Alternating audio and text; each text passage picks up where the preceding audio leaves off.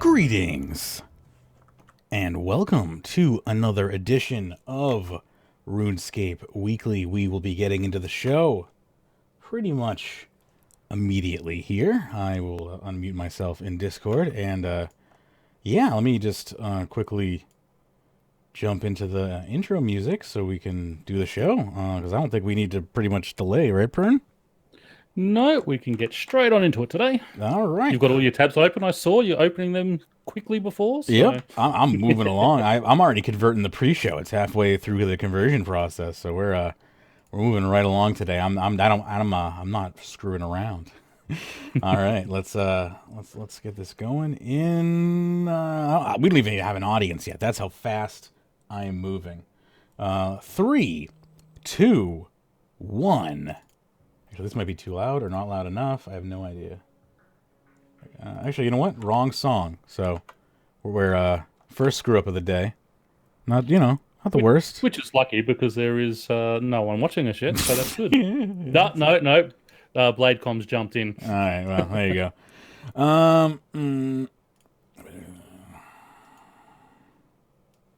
You know what? Bladecom wants to know: did you get enough sleep? No, I did not. I was woken up at 5 o'clock in the morning by my demented grandmother. Literally, not trying to be mean to her.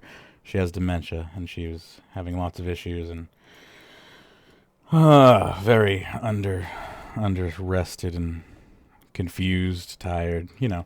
Actually, kind of forget. Oh yeah, now my brain just turned back on. We're good. I remembered where I put the intro.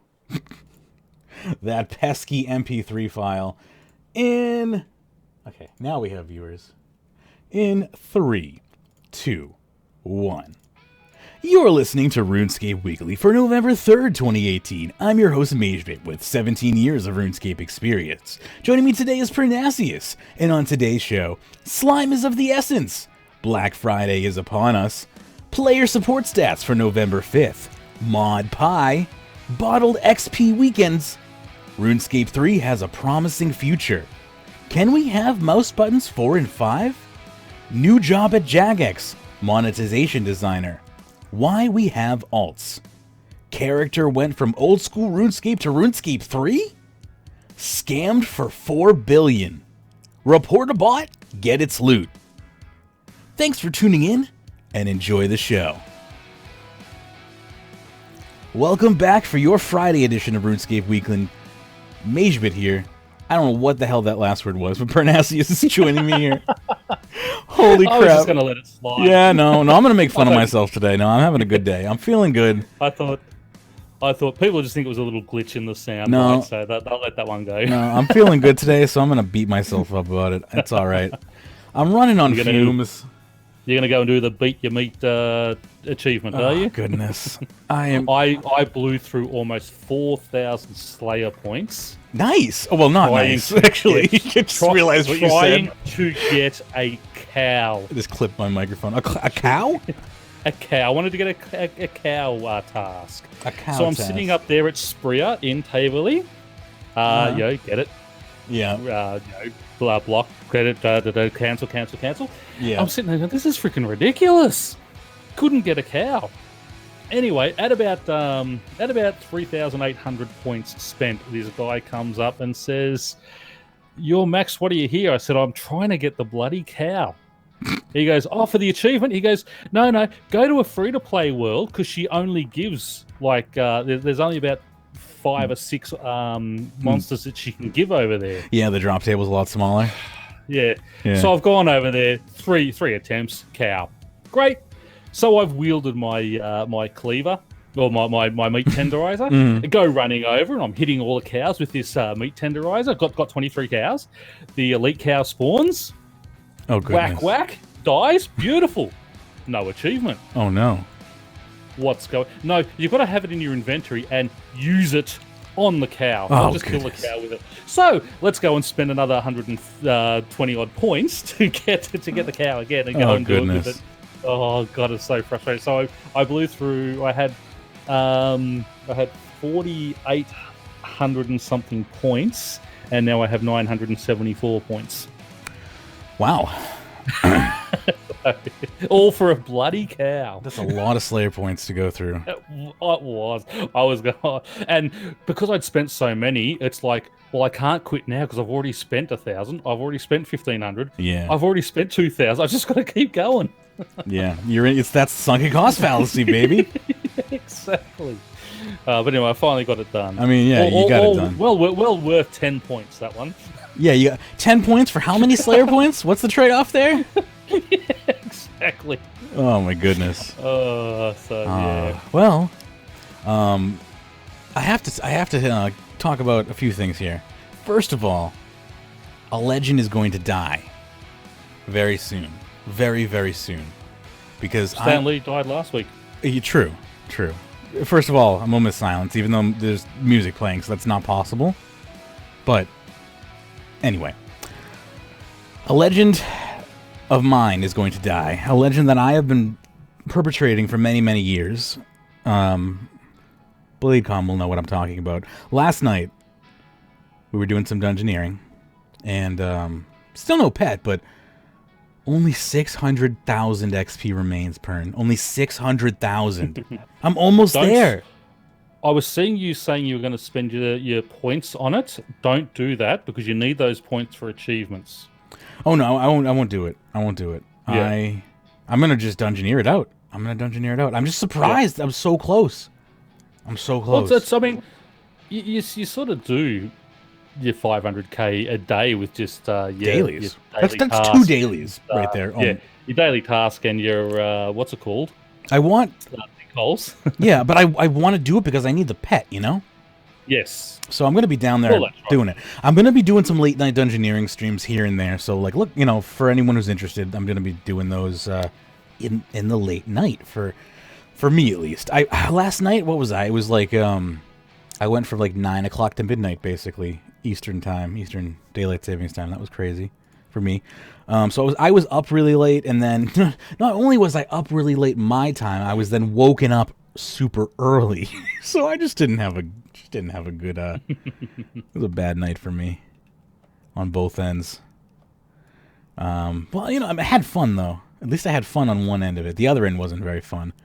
Yeah. But anyway, the music has finally faded, so we can get into our first PSA, which I wanted to talk about really quick. It was our achievement competition. It's underway. There's only a little more than a week remaining. You could jump in, theoretically. I don't know why you'd want to try to jump in at this point. You probably... I mean, if you were some sort of beast, you might be able to steal a prize at this point. Current rankings, at this point, Killer Bunny is in first place with an iron fist, I might add. Like, I don't even know if anyone can come close. I mean, Rhino has a good chance at maybe taking first place. Killer Bunny has first place with plus 3190. That's a big improvement. That's like a big round of applause to Killer Bunny for that. Like, that's massive. Rhino's in second place with plus 2800. That's also massive. Congratulations to Rhino. Gafandriel coming in third with plus 1650 right now. And notable fourth place, Thieves, 1465. Hades coming in fifth, 1345. Pyrnassius, a notable sixth place, 1300. So yeah, there's plenty of prizes to give out. It goes all the way to 10th place. Who's in number 7 at the moment? Iron Rippeth. Okay, because number 7, you will get my prize if. An Iron Rippeth is an iron person, so they can't even receive prizes. They can't get my prize. Okay, so well, who's the one before me then? The one that would go down to the next would be Super Pie. Okay. Or above you is Hades. I can't remember what I said with the person who beats me by one. Or there we go. The person who died to Abyssal Demons. Time to do some agility. Did you die? Yep. You forgot your potion. Don't you do your penance aura at that time? I'm on penance aura. 85 minutes of it. How did you die then? Apparently my penance aura I turned off. I don't know why it turned off. I must have hit my quick key somehow when I was typing or something. Anyway, not a good time for demons because I'm doing this, so I'll just switch tasks. It's not a big deal. Agility is a fair thing to do right now. It's a waste of an aura, but oh well. You know, it's not a big deal. I'll move on. So yeah, big congratulations. First place is taking home 125 million gold. Is it, I thought that video was, never mind. I'll tell you later. So yeah, first place taking home 125 million. The second and third is 25 million, and all the rest of the places are 8 million gold each. So if you want to win yourself a prize, you know, there's lots of prizes to be won. Anyway, slime is of the essence. Pern, would you like to read the first one here for me while I just quickly set up to do agility? I can do that. Thank you, my dear. This is our new event, obviously treasure hunt event, same as all the cut and paste ones of the Felidor, the Felidor event, the sports room event we had. Basically, this one is tossing your food scraps down a well can't do much harm, right? This is possibly true, providing said scraps aren't feeding a giant slime, which then emerges from the well and terrorizes the local populace. Where and when? Slime of the Essence is a new community event that starts at 0000 game time on Thursday, November 22nd and runs for 5 days. Players can start the event by popping down to Rimington and speaking to Peter for more information. Tool up. Over the course of those days, players will need to help defeat King Slime in Rimington by lending a hand to a host of quirky characters. Reputation will be earned as you participate, and the more communal participation is, the better the rewards for everyone. Different skills will need to be employed, and 100 basic free tools will be offered to players each day at login to help get the job done. Peter will happily hand out extra tools in exchange for a few loyalty points. Players will also have the chance to get golden versions of the tools, which boosts the XP and reputation you can earn from Treasure Hunter for the duration of the event. I bet they do. It's good that you can just cash in a few loyalty points if you want to, too. Sure, so it doesn't have to all be cash. You know, you can't get those golden ones for loyalty points, though. Oh, no. Not going to use those ones. What's in it for you? We're not going to spoil the surprise completely, but there will be some tiered slime hunter armor and animation and a slime pet up for grabs. They have basically mentioned all the good ones in there. Yeah. The rewards that you've qualified for can be claimed the day after the event has finished, and players are able to claim any tools they missed up until the conclusion of the event. Please note that Ironman are restricted to cosmetic and selected mystery box rewards. Don't forget, members get double daily keys every day until the 2nd of December. That's it. We had a great time coming up with a name for this one, although it's an absolute crime the team didn't go for Good Will Hunting. Democracy is broken. This truly is the darkest time. Very good. So, yeah. I mean, it's a good little event. As I said, just a cookie cutter event that they've done. It is fun sort of finding out, that Peter was sort of doing an experiment, threw some slime down there and it come alive and started growing. It's cute. Cute little event. I don't mind it.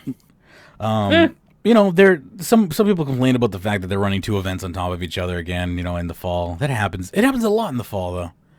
And they're passive, like one's a passive event and one's an active event, so it doesn't bother me at all.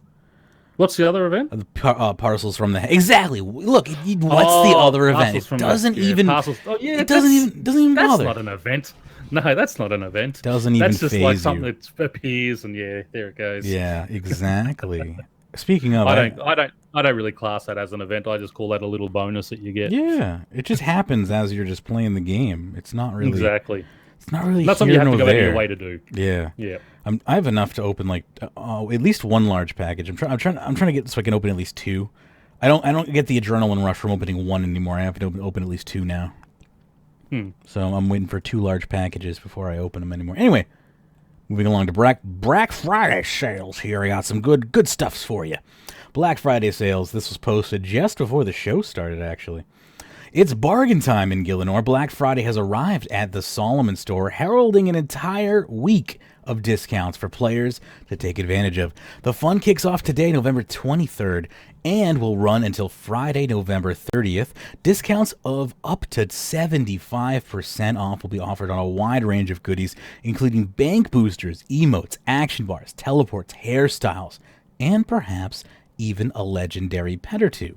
There will be different deals available every day, and do make sure to keep an eye out on the forum for a limited edition item. So interesting. You'll have to be on the forum Ooh, to keep your eyes peeled. So that's interesting. yeah, I guess I'll be keeping my eyes on the forum.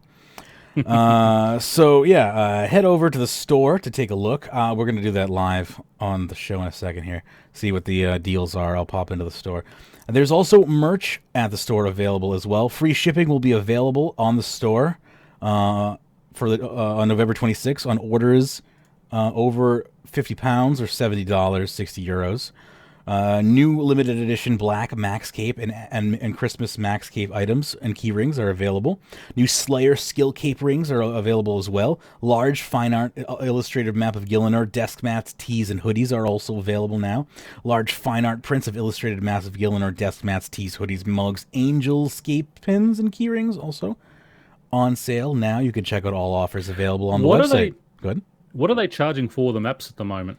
The maps have varying prices depending on the size. The largest one is, I think, it's on sale for $80. It's normally not like $15 off. Yeah. Yeah, it's normally like $90. Yeah. I thought it was $95. Might be $95 normally. Yeah, because I looked at that and I thought, I'm going to buy that, thinking, Yeah. 40, 50 bucks. Yeah. And 95. And plus then when I shipping. convert it to Australian and Australian dollars, so it's like $150. Yeah. What about the desk? Because I thought I might get the desk pad thing. Yeah. What about it? Desk blotter, is that there? Is it on sale? Do you mean they do sell it? They claim that they sell it. I didn't see one. Okay, fair enough. I thought they said that was coming. Oh yeah, here's the desk man. Yeah, it's super wide. In January, I thought they said. Yeah, they have them. It's in stock. They have the Wyvern one. They have the Vorak desk mat, which is old school RuneScape, and they have the Tim and Crunchy one. They don't. Yeah, that's why they don't have the. They don't have the map one. Correct. Yeah, they don't have the map one yet. Yeah. I would get the map one. The map one they said was going to come out in January, February. So I thought, I might wait and get that one. Yeah, I might get the map one in February. It's February is my birth month, so that might actually be my present to myself, depending on how expensive it is. That's the thing, is there won't be Black Friday pricing in February, Hang on, Google wants to know if I can select all images with cars. Now, well, here's the thing: are mopeds cars? Like, as a human, these are the things I have to debate. Like, you can't ask me these questions. This is serious philosophical questions, Google. See? Apparently I was wrong. Those are cars. Well, according to Google. Now I gotta enter these questions again. All I want to do is check out some sales. Why is this so hard? Traffic lights. I'm being denied access to sales because I don't know what traffic lights look like, apparently. Actually, also, Bladecom just reminded us there is the Black Friday sale on the action bars bank, the bank places as well. Yeah. I have. See, here, I can't get in. I'm being denied. All right, I'm going into Firefox. Hang on. Firefox has my actual logins just saved. Well, here's the thing. I'm being denied because of CAPTCHA, and I hate CAPTCHA. CAPTCHA is the plague of the internet. It's an actual handicap accessibility nightmare. It's unfair. I can see okay, and I can hardly click after the pictures. I go, what's got a bus in it? It's an ableist. It's anti-ableist. Like I have like serious problems with my fucking vision. Stop the F-bombs. We've got to get monetized on YouTube. That's true. That's all right. The YouTubes won't catch one F-bomb. Yeah. How many buses? Yeah. Like, these images are like, they're like 2 pixels by 2 pixels, and they're like, find the bus. Like, I can't find the bus in 1 pixel. Come on, give me a friggin' break. My optometrist tells me I'm gonna need friggin' bifocals by the time I'm 35. Like, give me a break. I'm gonna be blind by the time I'm 50. I literally cannot log in because I can't tell the stupid reCAPTCHA what's a bridge and what isn't. I'm so angry right now. Yeah, I know. I mean, I don't. I mean, I wear glasses, but my eyesight's not that bad, and I get stuffed with half of them half the time. I think So I finally fucking. Ugh, I'm sorry. I'm sorry. Every time I swear, I'm gonna have to like do a super rewards thing. That will be my actually, punishment. your heroic crits are on sale at the moment too. Ah, all right. I'm finally in. I'm finally. Oh, yeah, oh my god, the heroic crits are exactly 58 rune coins, and I have exactly 58 rune coins. Oh, there you go. It's like Destiny. All right. Well, first of all, let's take a look and see. Is there a way to filter for only on sale? Da da da. Just down the side, it's got Solomon's Sale. There's 10 items on there. What? Is there? Just if you look, if you're in Solomon's, you got the free items. Remember, bestsellers. Bottom Oh, one says Solomon's gotcha. Sale. Okay, so there's 10 items on sale for today, and there's a rotating sale. Okay, so today on sale for Friday they have heroic crit assassins packs down to 810, dwarven warsuit down to 810, actors emote pack, rock smash. Oh, nice, 410. I might have to cash in some bonds. Action bar. Ah, oh, finally these action bars. Action bar. Action bar. Action bar. Nice. I knew there was a reason why I saved these untradeable bonds and didn't cash them in. I knew there was a reason. Oh, thank you. Also for people, I mean, with the Yeah, go ahead. With the current Premier Club, people are complaining there's not much on there, but don't forget you're getting 150,000 extra loyalty points. Like in one hit, you get it as soon as you sort of sign up, and there is going to be a big sale on loyalty items coming up in January, I think they said. So there are a lot of sort of loyalty items that you'll be able to pick up at that time too. Yeah, but I'm not falling for that though. I'm waiting for hopefully whatever loyalty points are going to become in the future. Yeah, they're going to get everyone to spend them before they come out, and then everyone's going to get. Yeah. Oh, by the way, here's the new system. Anyway. Yeah, exactly. I over the like 8 years that loyalty points have existed, I've basically bought everything I needed. I have 448 rune coins now. I think I'm going to buy all these action bars. Oh yeah, action bars, definitely get those. I need them. They're nice. I got the bank spaces and the action bars. I just unlocked everything when last time they were all on sale. Yeah, I need these action bars real bad. One action bar. I don't know if I can grab them all, but I'm going to grab most of them. And if I have to buy a bond, I have to buy a bond. Buy bonds. Buy bonds. Actually, the difference between old school and us is going down slightly again. 75,000, 95,000 all up. So we've actually got back to 20,000 players online. Nice. We're sort of sitting around that sort of 14, 15, 16,000 for a little while. But I wish on old school they would show how many are actually on mobile. That would be cool if they could do that. That would be awesome to see. Yeah, just enough. Now I'm back down to 60 rune coins. Perfect. I have all the action bars now. Finally. It was beautiful. And still 58 left over for that other thing you wanted. Yeah, I could still. I'm gonna save them because tomorrow there's gonna be new sales, right? Yeah. So yeah, so I'm that kind of person. I may buy bonds from the GE. Well, I'm gonna go ahead and check what the GE bond rate is right now. I wonder if this is actually. Do you think this is spiking bond prices at all, or do you think people are? Yeah, it is. Holy shit. I'd say you probably would because people. As much as everyone's out there and says, I hate these, MC. I mean, a lot of people seem to buy. How you doing, MC? Yeah, holy crap. Bonds are 22.2 million now, like just straight up on the GE website, just like meaning that's their steady price. That's scary. Oh, wow. That's like good and bad. Good and bad. Can I just throw out a quick PSA there? Yeah. This has just been put up by Mod All-Star. RuneScape and old school RuneScape Authenticator Flow gets a facelift with a responsive mobile-first design, enabling your Authenticator just got a whole lot easier. So they've actually made enabling Authenticator a lot easier. Oh, cool. Good for them. Just to let people know. Glad. So everyone get out there. There's no excuse not to have Authenticator. So there you go. Those are your Black Friday sales and deals. We'll continue on here. I just bought all the action bars. I'm super happy about that. and I didn't even have to spend a dime. I just cashed in the two. Like literally, when I was when was I doing that? I was buying a bunch. I was doing loot duels when those dueling chests came in. I spent 250 million gold on bonds. Like because Jesus. I mean, I'm a billionaire, Pern. Just brush it off the shoulders. Off the shoulders. I just laugh how you used to, call it the worst thing and you hated the treasure hunter and all that. But now that you can afford to do it, it's a great thing. Well, yeah. Well, I don't love. Here's the thing. Sorensen woke me up, Pern. Sorensen changed me. All right. I'm serious. I'm dead effing serious. He changed me. I'm a changed person.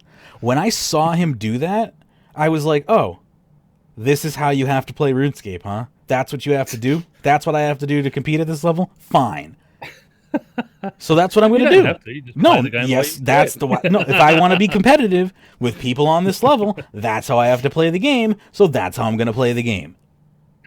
That's what I'm going to do. So that's how I'm going to play the game. Anytime promotions come around like that, that's how I'm going to play the game. It works. It totally works. I spent 250 million gold, and I got what I wanted. But I was going to say that's good because it takes money out of the game. But Yeah, it it doesn't does. really because it takes 10% of the price out, but it just transfers the money who spent real life money buying the bonds to put them on the GE, and well, they get your gold, you get their keys. Yeah, well, it transfers the money over to them, and what it also does is then it inflates my skills. Like, it doesn't... Yeah, I mean, it also inflates my wealth. Like, I got a shit ton of tokens out of it, like a rare item. The things that I did it for are kind of silly. Anyway, let's move along and talk about player support stats, shall we? We'll run through this real quick. Every now and again, we like to talk about player support stats because people commonly like to shit on Jagex support, so we'll quickly just talk about player support and remind players that player support does exist. And if you are having a problem with player support, it does exist. Contact them. There's a support button right at the top of the website. You can submit a ticket. We received a total of 42,000 tickets and contacts this week, with the majority of contacts regarding help issues. This figure does not include abuse reports, and here's the breakdown. Support tickets volume include 5,167 tickets. Account recovery repeals 18,707. Offensive names included 5,345. Appeals were only 131. Of tweets, 1,402. And ban appeals were 11,344. When we process an offensive name report, whether either no action is taken or we remove it for being offensive or impersonating a staff member, here's the breakdown of the action we took. When no action is taken on the names, 4,370 times were taken in that case. If the name was offensive, 974 times the action was taken, and staff impersonation 1 time. We also... Yes? So just the offensive name one, that's gone up a lot, because last time there was only like 200 or something that they actually took, so 974. So that's a big... People are getting worse out there. Yeah. I wonder if... remember that person's name with like the Israel or something? Yeah. I wonder if they got their name taken away yet. Yeah, I would say so. What I would also... Because, I mean, remember this is over both RS3 and old school too. So, yes, that's true. We also have a variety of actions against offense appeals depending on the account that was hijacked or if the offense was issued correctly. Here's what we did for the 131 offense appeals that we processed. So keep in mind, those 131 offense appeals, those actually break down into different types of offenses. So here they are. Granting appeals on those offenses, 45 were appealed. 73 were denied, meaning they were permanently banned. And 13 were granted and secured account. So they were granted the appealed, and the account was locked and secured until the owner could, reacquire the account, basically. So in that scenario, a good amount of the accounts were actually given back to the owner. MC saying, that's not good for free-to-play players. Tyrion said almost 77,000 old school RuneScape accounts and 7,000 RuneScape 3 accounts. Bots were banned. Yeah, we're getting to the bot ban ones fairly shortly here. Get ready for those numbers. With every contact we receive, it's important we respond to you quickly, and we strive to reply within 48 hours. Here's how we did this week. 1 hour, 21%. That's not bad. 12 hours, 71%. 24 hours, 81%, and 48 hours, 82%. That's 48 hours, 82% is actually kind of bad.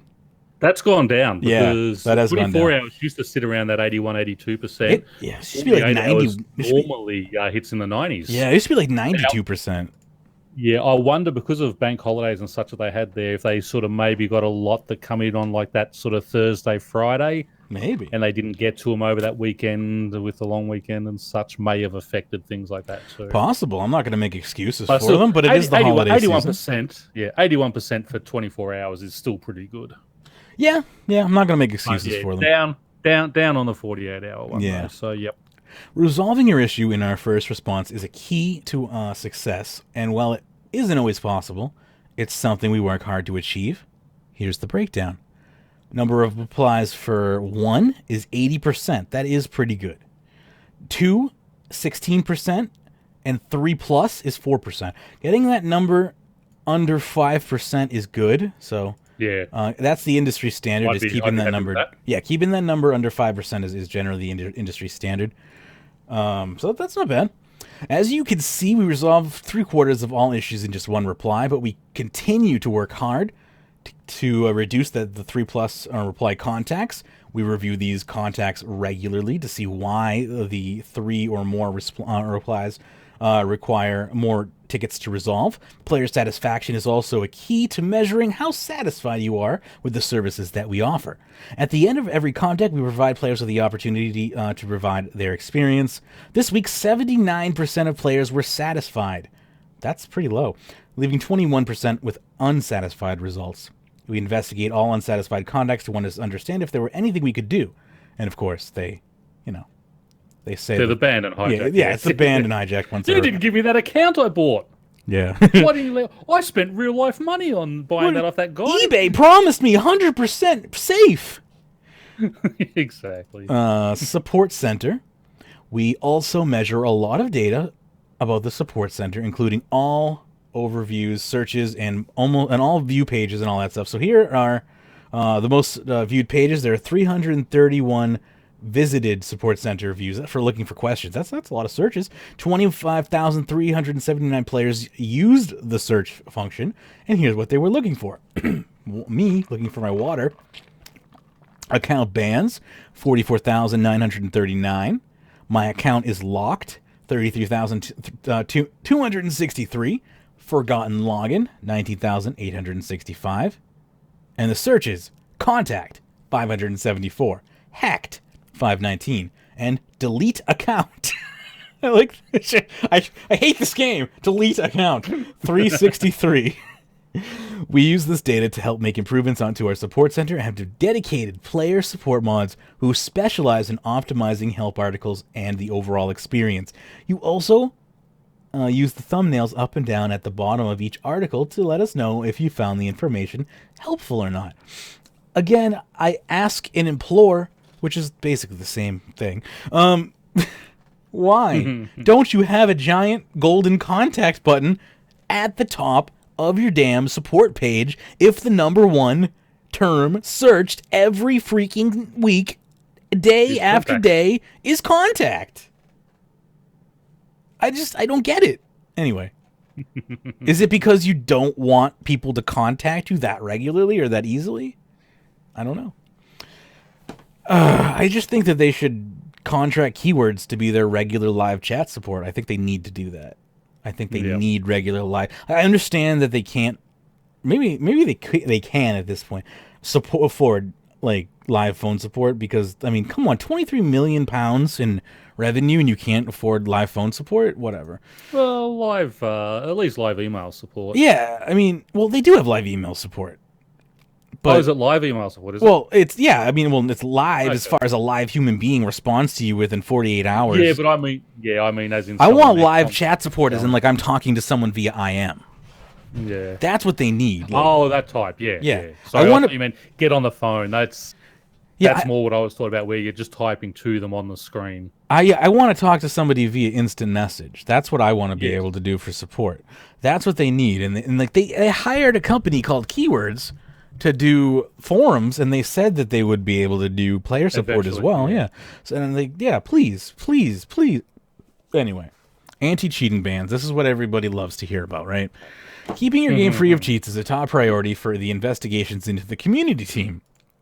I love how they managed to make a cool acronym fit into ICU just to make it cool. So here's how many accounts we've banned for cheating this week. Please remember your reports are really useful, so please do flag suspected game cheaters and all that stuff, even though we're not going to tell you when your reports are useful. I added that last part there in case you didn't notice. RuneScape, here we go. Temp bans, 298. Perm bans, 3,994. That's a pretty heavy hammer right there. Old School, temp bans, 606. Perm bans, 22,714. Look at that difference. This is in 1 week, people. Remember, that's 1 week. 1 week. All right. So that is 6 times more, basically. Yeah, it's great. And again, I mean, they basically have 6 times more players, though. Well, hang on. We've got 20,000. They got 75. So no. They've only got about 3.5 times more players. It's 9:15. It's 9:15 on a work day.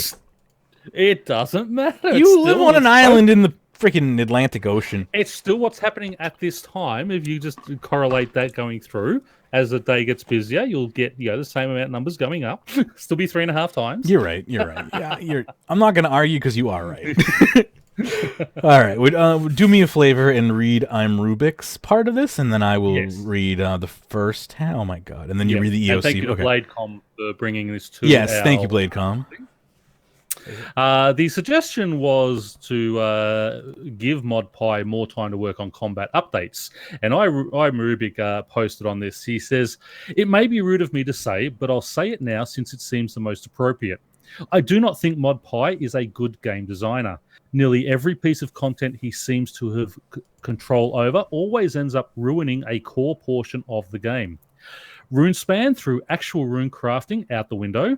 EOC's initial design and concept had a multitude of flaws. All PvP updates have caused situations in and out of PvP to be worse. That being said, I think ModPie is brilliant when it comes to implementing cool concepts and ideas. It's almost always really creative, and it has an interesting approach to introducing content. I think he plays a really important role at Jagex in implementing updates and providing interesting ideas for discussion, but I don't think he should be the one deciding the exact implementation from a balance perspective. That is just my personal observation, though. I could be completely wrong on the actual internal stuff." He brings up some valid points, and that's why game design is not a one-man thing. It's a team. And a lot of, again, Bounty Hunter was not given its fair run. It was done in a tap situation.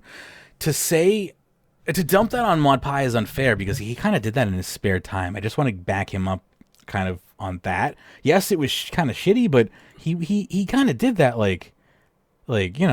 in his spare time. Anyway, let me go on. And also, I mean, that is then up to the bosses to sort of say, well, hey, yeah, we like this. We're going to implement it. When it's a tap project, they're not things that are going to go in the game. They're things people play around with.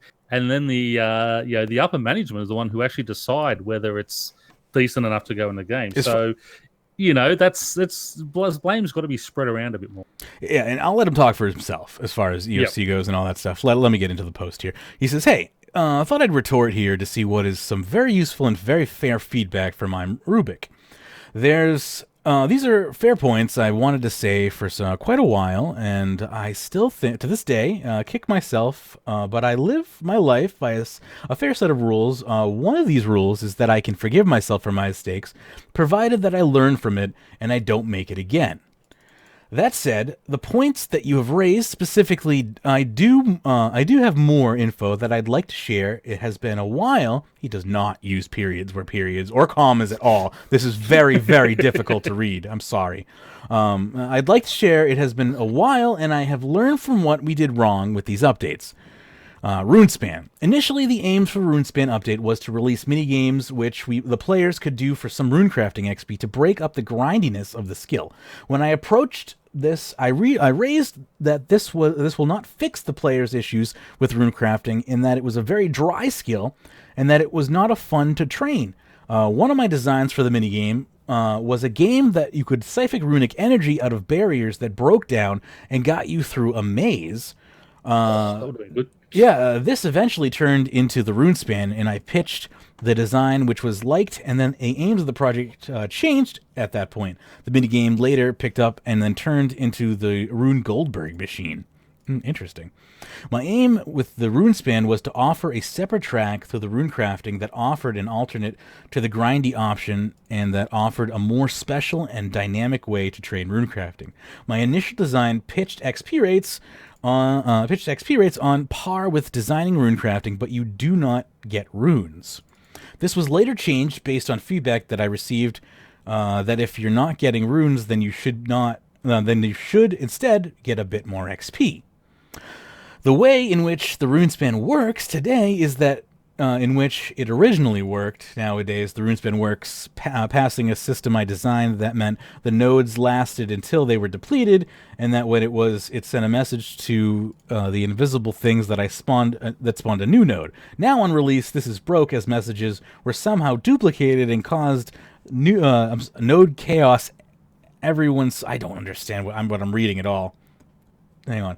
The original one released a new message passing a system I designed that meant that nodes lasted until they were depleted, and then it sent a message. He's put no apostrophes in there. Yeah, That's the problem. I can't read this.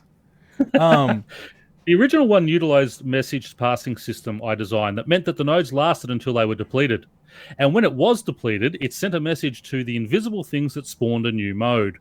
So he just hasn't put in the right grammar there. Now on release, this broke as messages were somehow duplicated and caused the node chaos everyone saw on release. We made several attempts to fix this, but the system was this large, complex of hundreds of messages passing around and duplicating. After a few days, I decided enough was enough and wrote what Mod Easty refers to as the scariest hotfix he has ever done. I redesigned the whole node spawning system from the ground up and wrote it in a way in which it hotfixed it in the live game without turning the servers off to decommission the old system and turn on the new one over the course of an hour. This worked, and the system is which we use now. I remember that. Were you around for that? Yep. When Runespan was like 800k XP an hour. Yep. Yeah. And I sat there and I go, oh, I can't wait to get up to there. Or wait till I get up higher and get down there and do this. And yeah, it was like, oh my god. By the time I got high enough, it's like, shoot, look at that, we nerf it. Yeah, I know. I was so pissed off. When you change a system, you also change the balancing heavily, and the rates inflated. Therefore, we did a rebalance shortly after.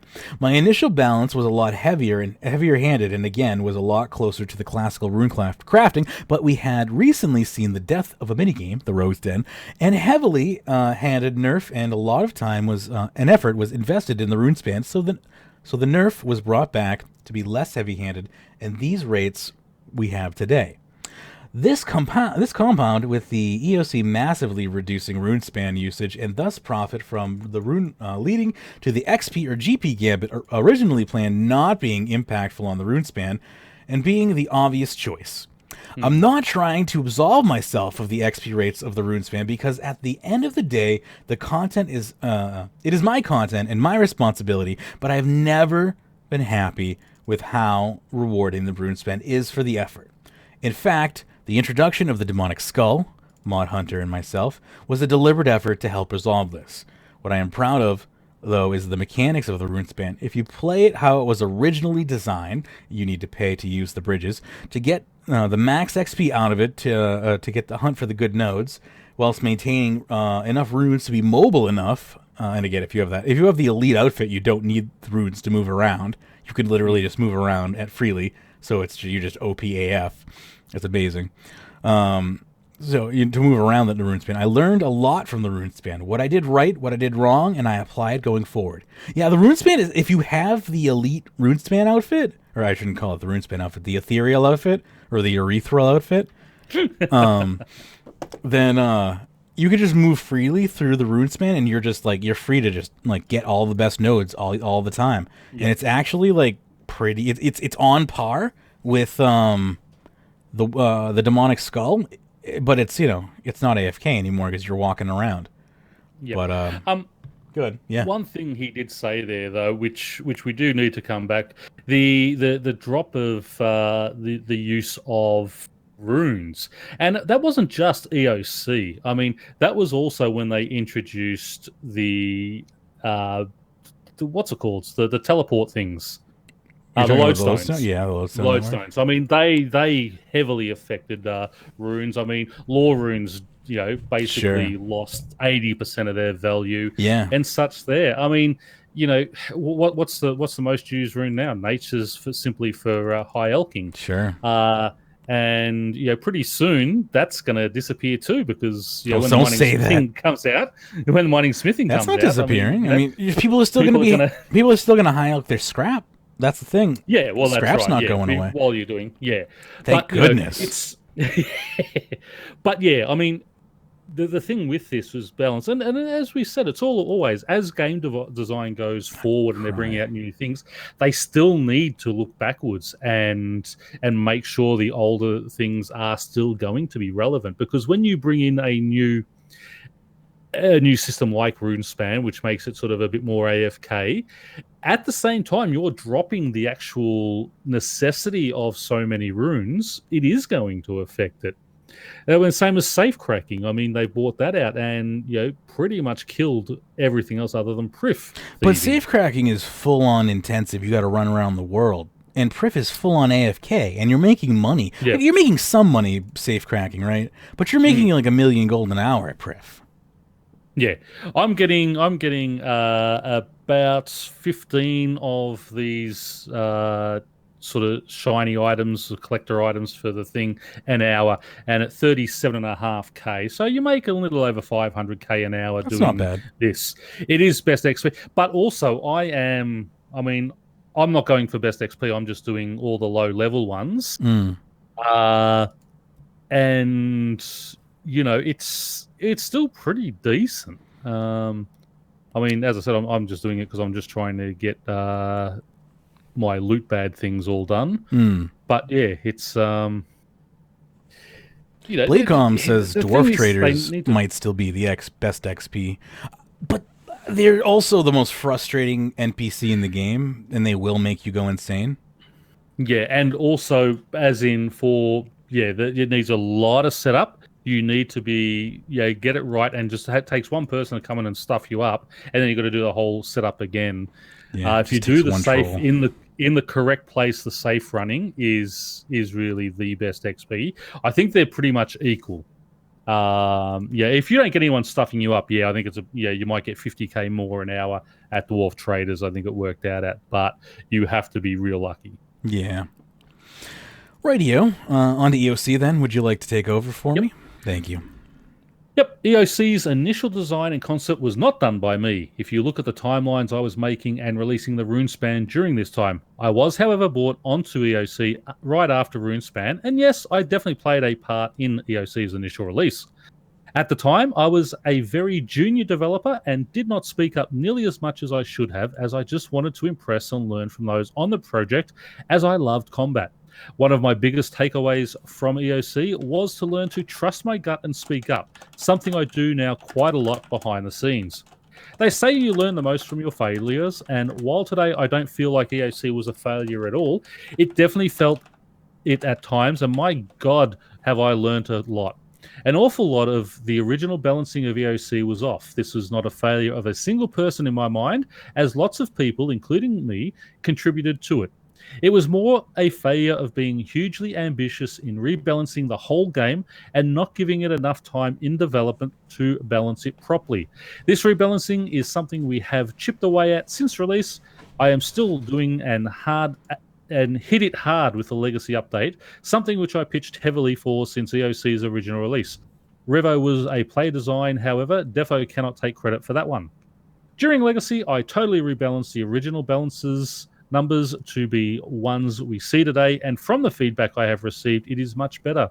I have fixed a hell of a lot of the original EOC's numbers, a lot of it behind the scenes with others, and to be honest, you'll be hard pushed to find anyone who has done more to deal with the original EOC's release issues than myself. So yes, while I was there and did play a large part in EOC, I have also been a pivotal person in transforming it from what it was to what it is now. To pin original EOC's issues solely on me is rather unfair, I believe. If I could turn back time and redo EOC, I would do it totally different. Oh, hells yes, I have learnt more from doing EOC than I have learned from any other update, and it is still teaching me things today. So he was junior developer at the time. Yeah. Not fair to And pin it on again, him. what he said, I mean, it was a highly ambitious thing, and it wasn't given enough time in development. I mean, people were telling them, welcome to the games industry. Nothing in the games industry is given enough time. Good. But people were telling them it's not ready. It's not ready. You still need to do this. And they basically said, well, stuff you all. It's coming out in November. Yeah. No ifs, buts, or maybes. And that's what they did. Yeah.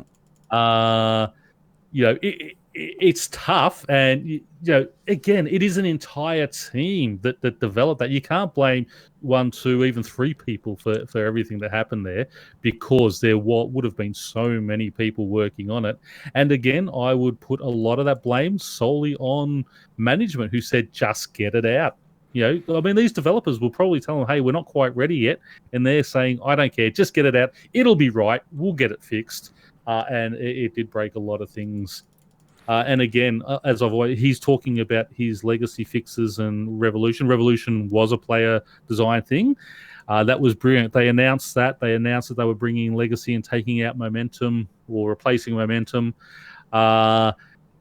which was the best thing they could have done. And then they turned around and released OSRS like 2 weeks before this hit. So it took all those players away who had issues with EOC and gave them OSRS to play. And, you know, they never come back. Well, they never really. They technically never really left, because it's, you know, still all within the Jagex universe. That's all Jagex sees, right? Yeah, still their money. That's right.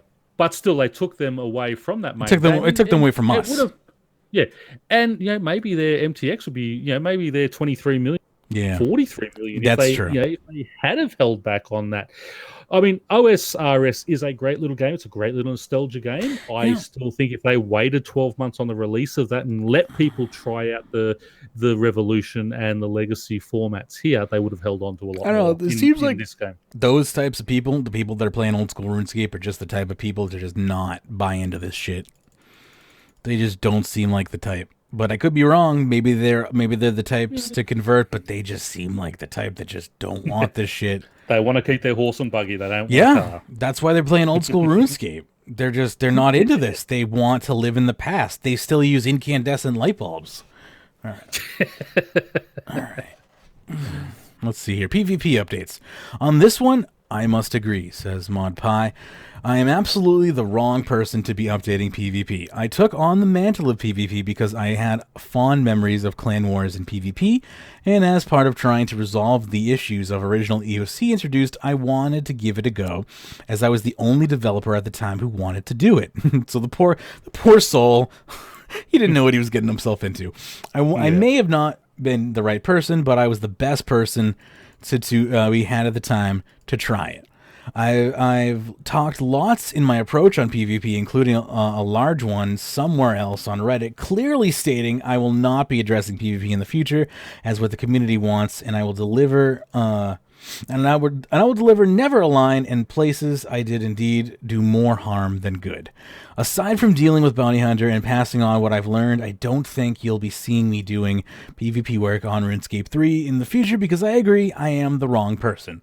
I don't think actively PvP in RuneScape 3 and as such, I don't align with what the community wants, so I have chosen to take a step back. Overall, yes, I have made plenty of mistakes.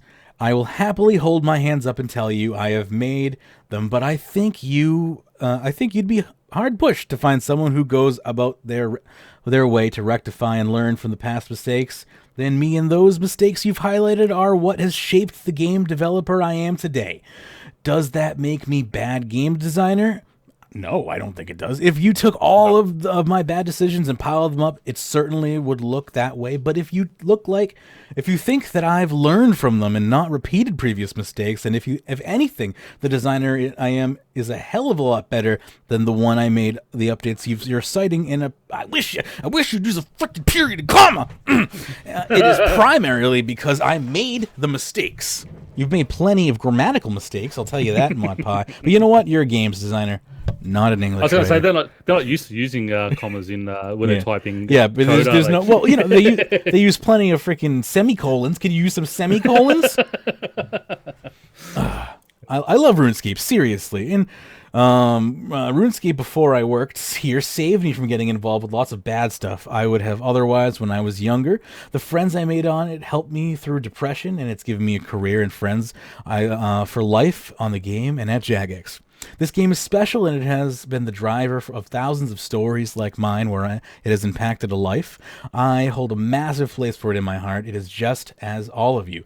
That love and passion for the game does indeed lead me to make some mistakes along the way, but believe me when I say I carry each mistake and impact I make on the game and do everything I can to not only fix issues I have introduced, but also use it to drive myself to do better and better. So you're right, Rubik. I've done some stuff which has negatively affected the game, but things are never as clear as cut as they seem, and I'm happy to own every single one of those and use them to make sure that they don't happen again. The game designer writing this now is way better than the dude who made those updates you're citing. And he loves the hell out of this game and will do everything he can to continue to make it awesome. Yep. Now, if I just want to say, PvP was dead in this game, and no one wanted to do anything about it. So he put his hand up, and said, "Okay, well, hey, I'll give it a try." Yeah, on PvP side of things, it was dead long before this guy got his hands on. Yeah, Pi was literally operating on a corpse. He was doing an autopsy. That's it. What he said about RuneSpan, I love the sound of that running through a maze and that sounded kind of cool. That would have been a much better thing. It would have been amazing. Sorry. Yeah, as a little mini game would have been fantastic. But so saying, yes, RuneSpan changed rune crafting as a whole, but so did, as we said, so did the lack of, so did lodestones and all those other things change rune crafting because it took a lot of the profit out of it. Sure. The EOC thing, well, again, as we said, you can't blame one person for EOC. It was just, and as he said, he was a junior developer at the time, so he was just there, just doing what he told. Also, games any update is going to be hit and miss. Yeah, you don't know how it's going to be, taken until you have maybe 12 QA people who can test it. If they do test it at all, 12. Or one guy just goes through and goes, "Yep, okay, that's a big number, Vern." No, I'm just saying. Who do you think we are? EA. Anyway, but the thing is, with those balancing type issues, there's always going to be that type of stuff when it comes in. And they get let's also give Jagex and ModPie, who's being sort of directly named here, kudos in the fact that A, they own up to their mistakes. Yeah. B, when we get these updates and fixes in as quick as possible. I know a lot of games out there will only update every 6 months. So if there's a problem there, it's a problem for 6 months. Yeah. Because that's when we're going to do our next update. We don't do hotfixes. You get it when we do our next update. But that's very typical of an MMORPG. Like that's life. Yeah, that's it. So, yes, on a whole, Rubik has made some valid points and such. But also you've got to look at the good, and you can't just look at everything bad someone's done. That's like saying, when I was 10 years old, I shoplifted some stuff. So if I looked at everything bad I did, I wouldn't be allowed out of like Supermax. Exactly right. That's right. But you've got to weigh up everything. Yeah, and we're good too. What I do love about this guy is he's come in, he's answered, and says, "Hey, this is what's happened. I want to give feedback." He obviously loves his job to be able to come in and talk about it so open and honestly like this. That was so if hard on the sleeve. Someone says something like that to you, he said, "I don't. It may be rude of me to say," and what I love, you don't say, I don't mean to offend, but yeah, right. I'm glad he didn't open with that because I hate that. Yeah, because as soon as someone says that, they're going to offend you. He said it may be rude of me to say, but this is what I want to say for this type of thing, and and he's answered it well, and I think it was well handled by both parties. And, I agree. And such. So yeah, Rubik gave fairly constructive feedback, as harsh as his first line was. Excuse me. Yep. He was able to actually constructively portray that. I was surprised for as stinging as that first line was. Yeah, and again, I've always said you can criticize as much as you like as long as it is constructive. Sure. Oh yeah. Yeah, and that's what this was. This was constructive. This is what's happened. This is what he looked at, and this is what's done. And then he's gone. ModPie is brilliant when it comes to implementing cool concepts and ideas. Sure. So he has those concepts and ideas. He's just talking more about the balancing perspectives and again, such. That's one of the balancing is one of the hardest things. It is. Oh, of course. And that's the thing about balance. Balancing something is you're never going to strike a perfect balance. That's the thing about balance. If anyone tells you there's a perfect balance in the world, they're lying to you. They're not Gothics. Yeah. There's no such thing as perfect balance. You just have to strike a balance, something that works, anything that works close enough. Yeah. And I'm proud of the way Rubik wrote this, because when you're criticizing someone, it is very good to include some of their strengths at the end, because you never want someone to leave a criticism feeling negative. Yeah, that's right. You're just slapping them down and that. Yeah. I just want to. There's just two more. I'm Ruben. Yeah, says, go for it. After that, I just want to make it clear I have nothing against you, and I truly believe you do learn from your mistakes. These were just my observations based on the limited info I had. So I'm very grateful you have clarified all of it and explained everything in detail. I'm also sorry if I've said anything out of line. To which Jagex Pi responds, "You didn't say anything I wasn't already thinking, so don't worry yourself. As a professional, I should be able to read critical comments, break them down, and learn from them. I don't blame you for any of your observations or conclusions you made. I'd probably have the same given the same information." So, he has said, yep, you've given me that. I'm breaking it down and taking out what needs to be taken out of it and done. And, that really is a great developer, someone who loves his job, who learns. As he said, he's learning from his mistakes. And as long as I used to say that to my own staff, I don't care if you make a mistake, as long as first you tell me about it and you don't try and hide it, and second, you learn from it. Yeah, as long as that's fine, I am happy. We can fix mistakes as long as it's done properly. It's the most important thing. Yeah. Well, I just thought of something. The funniest bug on Double XP Weekend for the first day, you could reset the Helionora with the Premier artifact. Yeah, I heard about that. Yeah. I didn't have the new Premier artifact. Club yet. But I heard fixed about it pretty quick though. When they heard about it. Yeah, the first day of Double XP Weekend though, you got you could have that extra 10% for an extra hour though. That was funny. Anyway, yeah, that was a really good, really in-depth post. I really appreciate being able to read that. I'm really excited for ModPie. For anyone who remembers the Pi Pad back on those Q&A days, that was one of my those were my favorite days on the Q&A streams. He was one of the he used to be on the ninja team, and he was one of the ninjas that used to get shit done.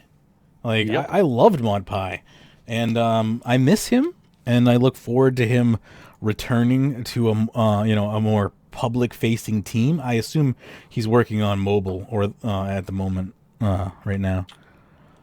Did they have their own actual team on mobile? Yes. Well, they stole a bunch of but a bunch of our senior developers moved to the mobile team. I thought they actually bought in actual mobile. They did. They did hire a bunch of mobile people, but they also took a bunch of our senior developers because you have to understand that the game is also written in RuneScript. Yeah. That actually explains a lot to me on sort of the last half year's updates thing. Yeah, well, a bunch of our senior developers are gone. That's why, yeah. And you also have a bunch of our senior developers working on mining and smithing, and so we're just I knew that took a lot, but because I was always under the impression they just had their own separate team for mobile, and it didn't really affect. Oh yeah, where they drag them over occasionally to help out, but I didn't. Mod Edge is one of the big ones who's over there. I'm pretty sure ModPie is over there on the mobile team, and there's a couple other ones that I can't think of off the top of my head. But if anyone knows any of the other mods that are any of the big mods that are working on mobile right now, feel free to toss them in chat. Anyway. Bottled Double XP Weekend is our next post here. We're heading into the RuneScape official forums by Jeremy Cheng, who says, I think to solve lag on double XP weekends, Jagex should give a bottled double XP to every player each time double XP weekend happens, that when opened gives 3 days of double XP. That way, laggy World 2 is gone, and players get a choice of when to open double XP weekend. Yeah, well, here's the thing. This completely decoordinates, like, all community activities. Like, there will be no more portables. There will be no more getting together and just popping off pulse cores. Like, there's no more MMO. Like, he wants a single player game in a multiplayer universe. We lost Dag to the MMO. Yeah, that's another one. We lost Dag to working on the secret MMO. He went to the new one though. Yeah, he went to the new one. Yeah, where Modmark and a lot of the actual. Well, actually, the whole lot. Every person who went over there is a combat person. So. Yeah, that is definitely going to be some sort of combat focused game, which does not interest me at all.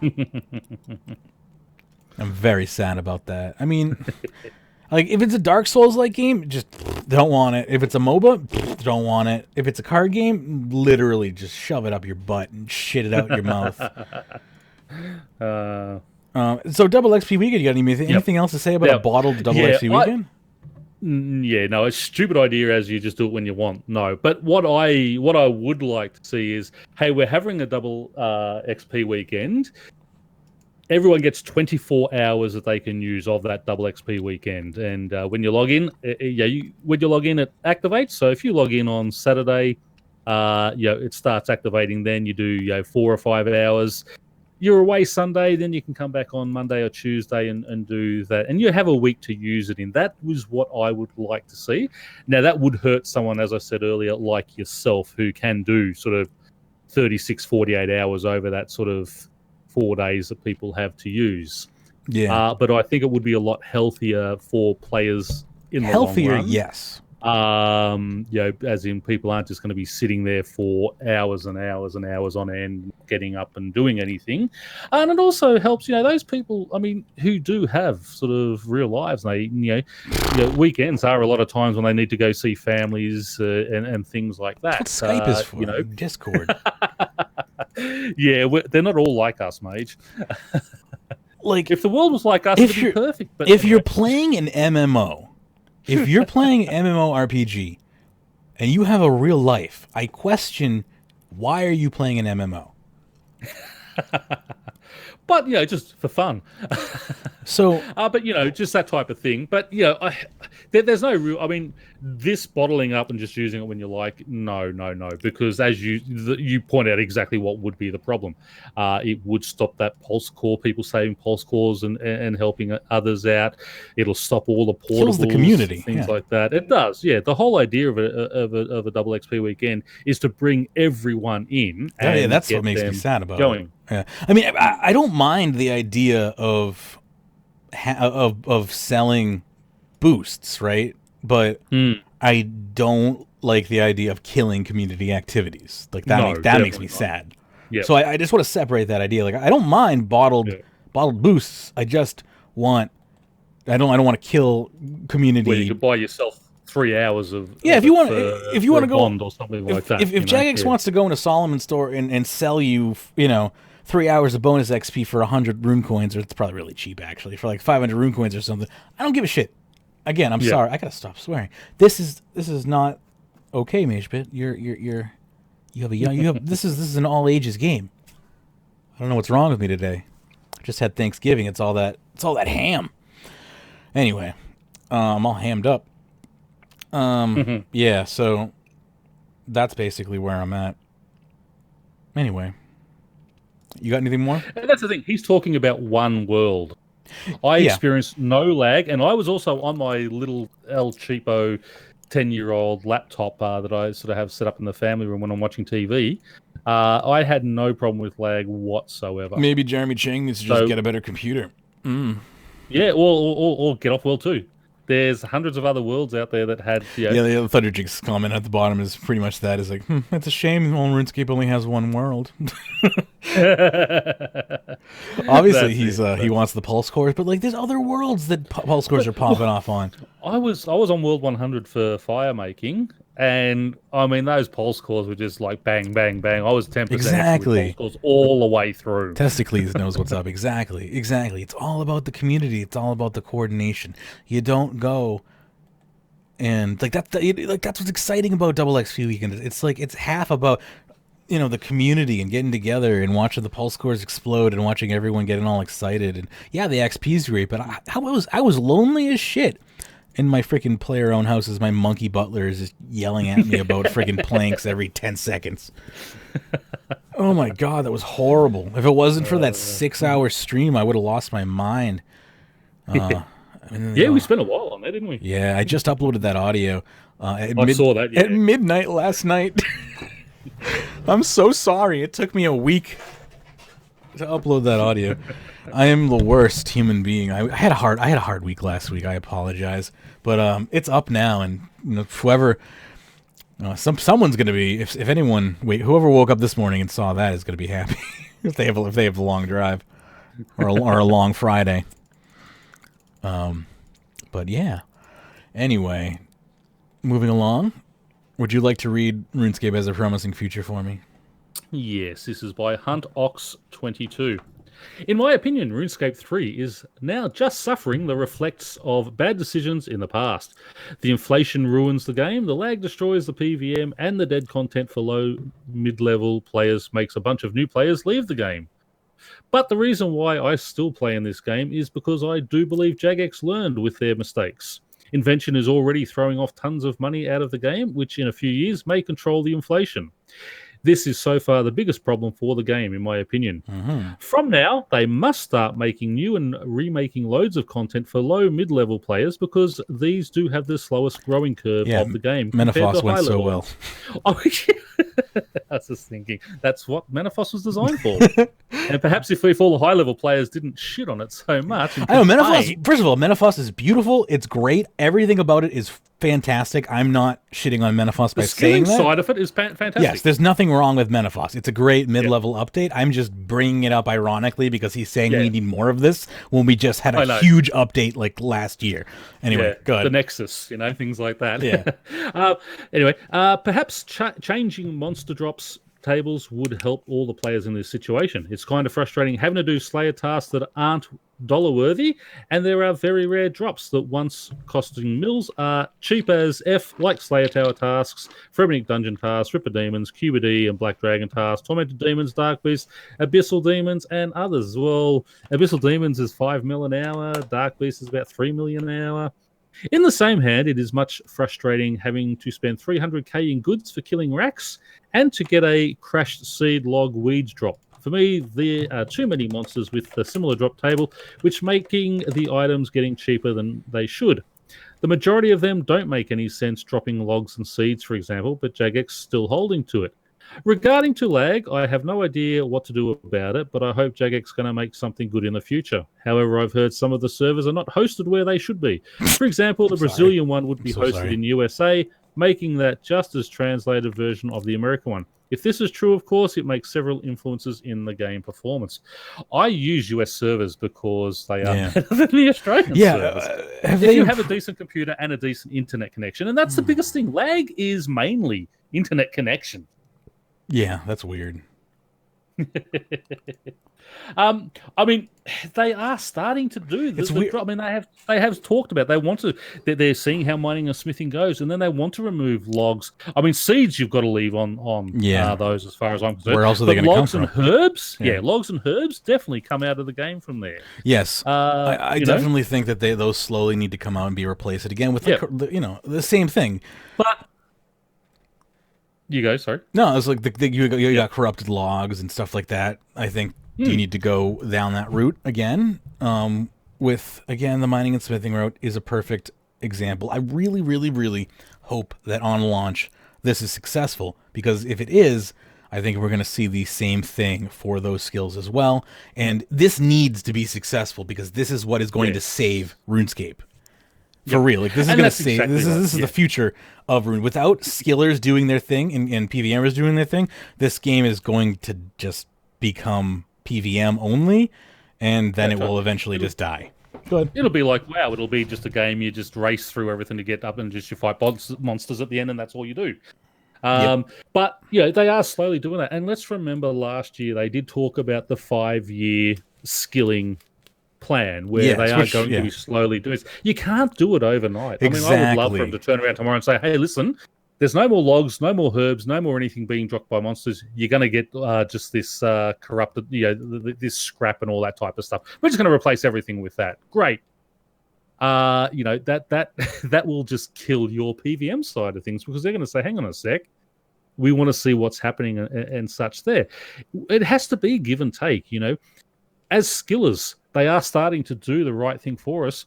We have to be patient and see how it goes and just make sure and give them that positive, constructive feedback when, if there are things that are wrong, let them know. When they are doing the good thing as well, though, let them know. Don't just give them all the bad stuff. Tell them when they're doing good as well and when things are right. I mean, we saw what happened to Play Our Own Farms, all the positive feedback that they got from there and, that's what we need to make sure that we continue keeping that balance of what is bad, but keeping it constructive, but what is good and letting them know on that as well. Agreed. All right. But as in things, I mean, those sort of rare drops like the claws and sort of the QED. I mean, I've always said these are the type of items that should be used as the base for higher level items. As they bring out, if they bring out a new two-handed crossbow, it should be built on top of the QBD crossbow. Yeah. If they're going to bring out something in the way of a really high quality claw that's going to do excellent damage like the old dragon claws used to do, it's got to be built on top of those dragon claws. So eventually, though, in like 10 years, you have like 10 billion weapons built on top of each other, though. Pretty much, yeah. You just keep building on, but there's no reason why we can't do that. It keeps that sort of mid-tier 80 item still relevant because, hey, I mean, that's where people start bossing and such, and you want to start learning and that type of stuff. But the drops that you get, you want them to be. You want to be excited about getting those drops so that, okay, now I can move to that next monster. Now I can sort of go up and go up and go up. And it doesn't mean it has to. I mean, it'll keep value. It won't be billions obviously, but still, because it is the base, it'll hold more value than what it sort of does at this stage where everything is pretty much at elk value.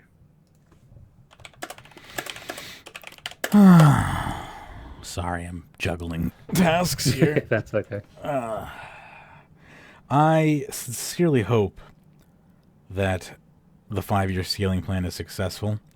Yes, because as a skiller, I'm slightly biased, but I feel like it's the only way that we're going to see a return to our old player numbers. Of course, yep.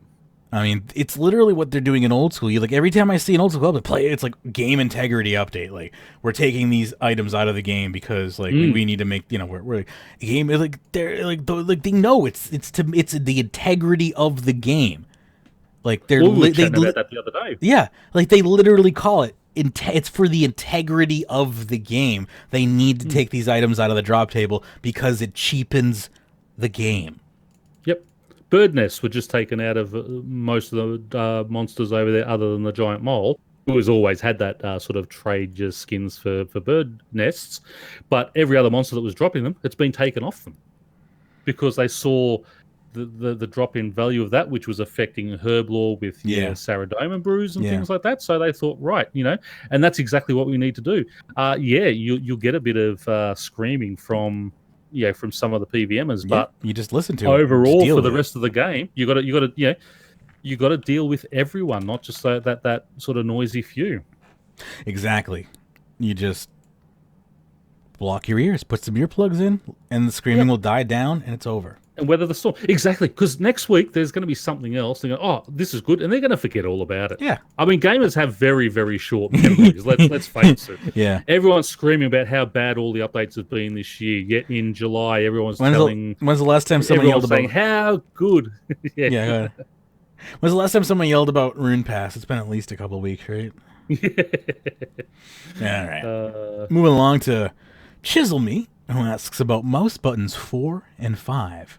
And I agree with them here because I I like them. I have a Naga mouse with plenty of buttons on it. I utilize quite a few buttons, and it says here, not sure where to put this really. First of all, can we have support for mouse buttons 4 and 5 for keybinds with side buttons? They say. Since there's no support right now, what we are able to do was to remap the buttons on the keyboard, for example, to mouse button 4 to the character J. So instead of pressing J on the keyboard, I'm pressing mouse button 4 and the button is mapped to J. This is completely one-to-one input. Is it against the rules? As this means input is set to J and then I only press mouse 4. No, it's not against the rules. That's fine. I used to do that on an old keyboard. There's no problem with that. As long as you remapped it using like your system, like you remapped it in the even if you remapped it with auto hotkey, it's probably fine. But I remap it in the registry, so it's a system at the system level. But now I even remap my Razer Naga with software, and it doesn't. I've never had a problem. So, yeah. As long as you're not using that one button to do 3 different sort of actions. Yeah. Which is then sort of a macro. The job. I just went over to the next post. The job that you were looking for. Did you know that? Yes. Ah. Well, I do need a new job. Well, did you know that the job you were looking for? What the bloody medical panel's just done to me. You didn't talk about that. No, I'll do that at the end of the show. Okay. You didn't want to kill the mood of the show. Okay.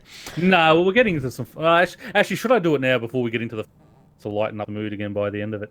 It's up to you. You want to what we're talking about jobs and such. Basically, I had to go to the medical panel again about my back. Now, to be what they class as sort of a permanently disabled to work, you need to have hit a score of 5%. So I hit the score of 5%, so that's great. I can't work. However, they have put 3%. The injury that caused my back, they've given that a value of 3% for that injury. Mm-hmm. And years ago, in the same job with the same company, one of the staff members had knocked a big 68 centimeter TV off one of the shelves, and I've seen it out the corner of my eye, and I've turned around to grab it. Just as you do, you see something falling. Yeah, you just sort of automatically try and grab it. And that's where I first hurt my back. It actually tore the muscle that sort of are around my spine. So it didn't actually damage the actual back at all. It just tore those muscles. Mm-hmm. So the discs and all that weren't affected by it. But occasionally I have sort of flare-ups with back pain and such like that. But nothing sort of major. Note to self: just let the TV fall. Yes, well, that's right. So anyway, long story short, move on to, that was 2008, move on to 2014. I trip over this, and so the medical panel says, so we're going to attribute that 2% to that injury and 3% to your current one. Even though I was still fully functional, was able to do absolutely everything as normal after the other injury. No, that's it. So now it's going to court, which is going to take another 12 to 18 months, and we've got to sort of sue them through that way now, rather than just sort of sitting down, mediating and getting. So they want to do it the hard way, basically. It should have been done. They want to do it the hard way. They want to make. That sucks. Yeah, it does. Oh, I'm sorry to hear that. That's life. My solicitor, he's now got to put me onto a barrister to go through the actual courts. Where he sort of just goes through all that. So it's still sort of no win, no pay type thing. But their percentage now obviously will go up with what they take when I do win them things. But it's just really, really frustrating. Yeah. Sorry to hear. And then you're relying on sort of, rather than just sitting down and negotiating on the tables of how much you're going to get, now it's going to be there and up to a judge to award what he thinks is going to be the right amount of money. Ugh. Which which is again, it's like tossing a coin. So right, yeah. Wow. But anyway, we'll be right. But yeah, that's basically my story. What So a world. that's why I haven't been in a really good place. Don't blame you. Yeah. and to make it worse, like I've been really heavy on the pain pills the last week or so. So today I've got the basic ones, but the sort of heavier pills I've sort of gone pill free. I've got to go today and tomorrow because I just don't like to take them too long. Yeah. So it's my sort of time where I take the 2 or 3 day break. So I'm going to be a really nice person tomorrow and Sunday. Talking about shitty jobs. Yes. There was an open position for microtransaction manager at Runescape. It appears to be filled or gone. The job listing I'm looking for is no longer open. Oh, I had that open earlier. Yeah, it's gone. Oh, they must have filled it. Yeah, Yes. it's gone. That sucks because when I first opened it, it was there. Oh, it's not there anymore. They filled it today. There you go. Well, they filled it in that last hour. Because when I first opened this, it was actually there. Well, you should have kept it open. I should have kept it open. I know. I didn't think that it would disappear like that. Well, yeah, that's the thing. You never know with Can you do one of your little tricky cache things? maybe I can try see if Google cached it. Well, while you do that, I'll read what actually Blackwing says. Go for it. This was posted on both games subreddits too, but I figured it's worth mentioning it here as well. Jagex is currently looking for a new monetization designer for RS3. Now, the reason why this is significant, in my opinion, are the following 2 bullet points under the role duty description. Design features to aid monetization, the systems and features suitable for microtransactions and driving membership conversion, ensuring that such features are balanced and appropriate to existing game mechanics and lore. My first reaction to this, considering that RS3 has been on such a decline these past few years, is that because they're now looking for someone that can ensure proper game balance, that whoever was previously in said job position was fired, as I doubt anyone thinks that Treasure Hunter has been balanced practically ever. Secondly, this also sounds to me like RS3 is going to have even more MTX added to it, given that the first bullet point above is basically the same as saying, find out more stuff to milk as MTX. Thirdly, and this is probably the most optimistic thought I had, could it be that Treasure Hunter will finally get removed? If the aim is indeed to ensure balance, I don't see how a loot box system, that is the meta for all skills without question, should be kept, as it clearly goes against that idea. At least as long as it offers XP sales and other unfair advantages. Anyhow, those are my thoughts, and I'm curious to hear what others think of this. And then he's put another little thing. Please note, this is specifically for RS3. Despite the department saying RuneScape content development as for OSRS, their respective department has old school included in it as well. And for the unannounced MMO, a department by the same name is used. So, they also said driving membership conversion included in that. Monetization is not just MTX. Monetization is how do you convert free players into paying players. Yep. That's very true. Yeah. So they are, I mean, and they have to look at something. I mean, it doesn't mean anyone's been fired. No. It means they've suddenly had an influx of new players. Salin quit. That's why they're hiring a new person. He moved on. That's right. He did. Yeah. No, he was the head of the monetization department. They were just filling his position. Why does everyone have to have a freaking freak out? I know. But yeah, you have had this influx of new players on OS Mobile that are playing free at the moment. You want to convert them to be members because that is the only way you can call that a success, is if you get those people becoming members. Unless you can sell a bunch of ads to them, every time, kill a monster, watch an ad. Kill a monster, watch an ad. Can you imagine that? Pern, you're joking, but that's games are like that on mobile, and it makes me sick. Exactly right. It makes me sick. I downloaded a mobile game the other day. It was like, play this game. It's like a snake game, and I'm like, I crash into the thing, and it's like, oh, well, here's an ad. I'm like, what? I'm playing a game. Are you kidding me? This is sick. People. I play a lot of the word games where you find things.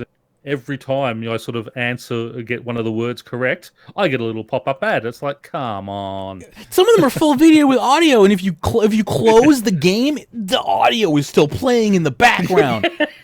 And you lock your phone.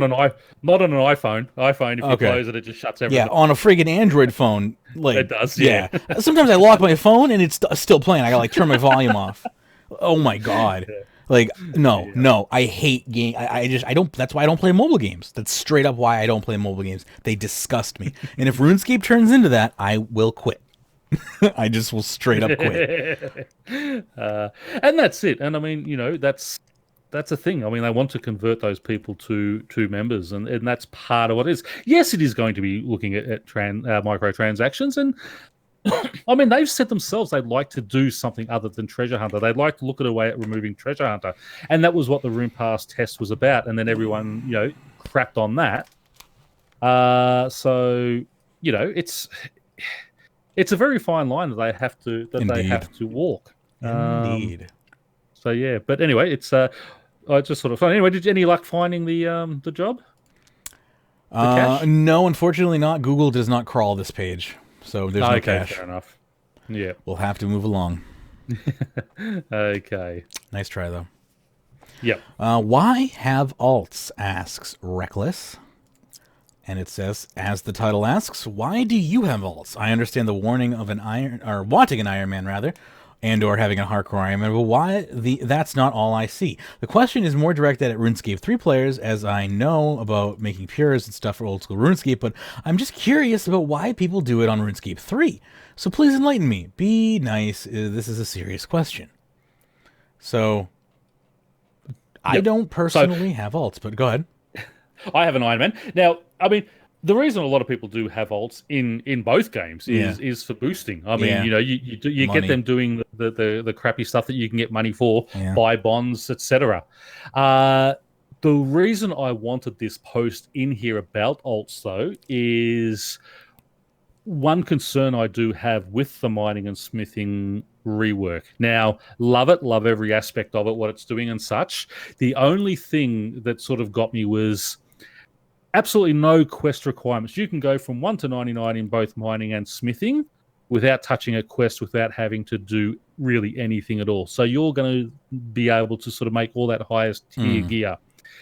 My thing is, will we see an influx of bots now into this game in that mining area as they try and take advantage of all that sort of new ore? That ore is going to actually have value now.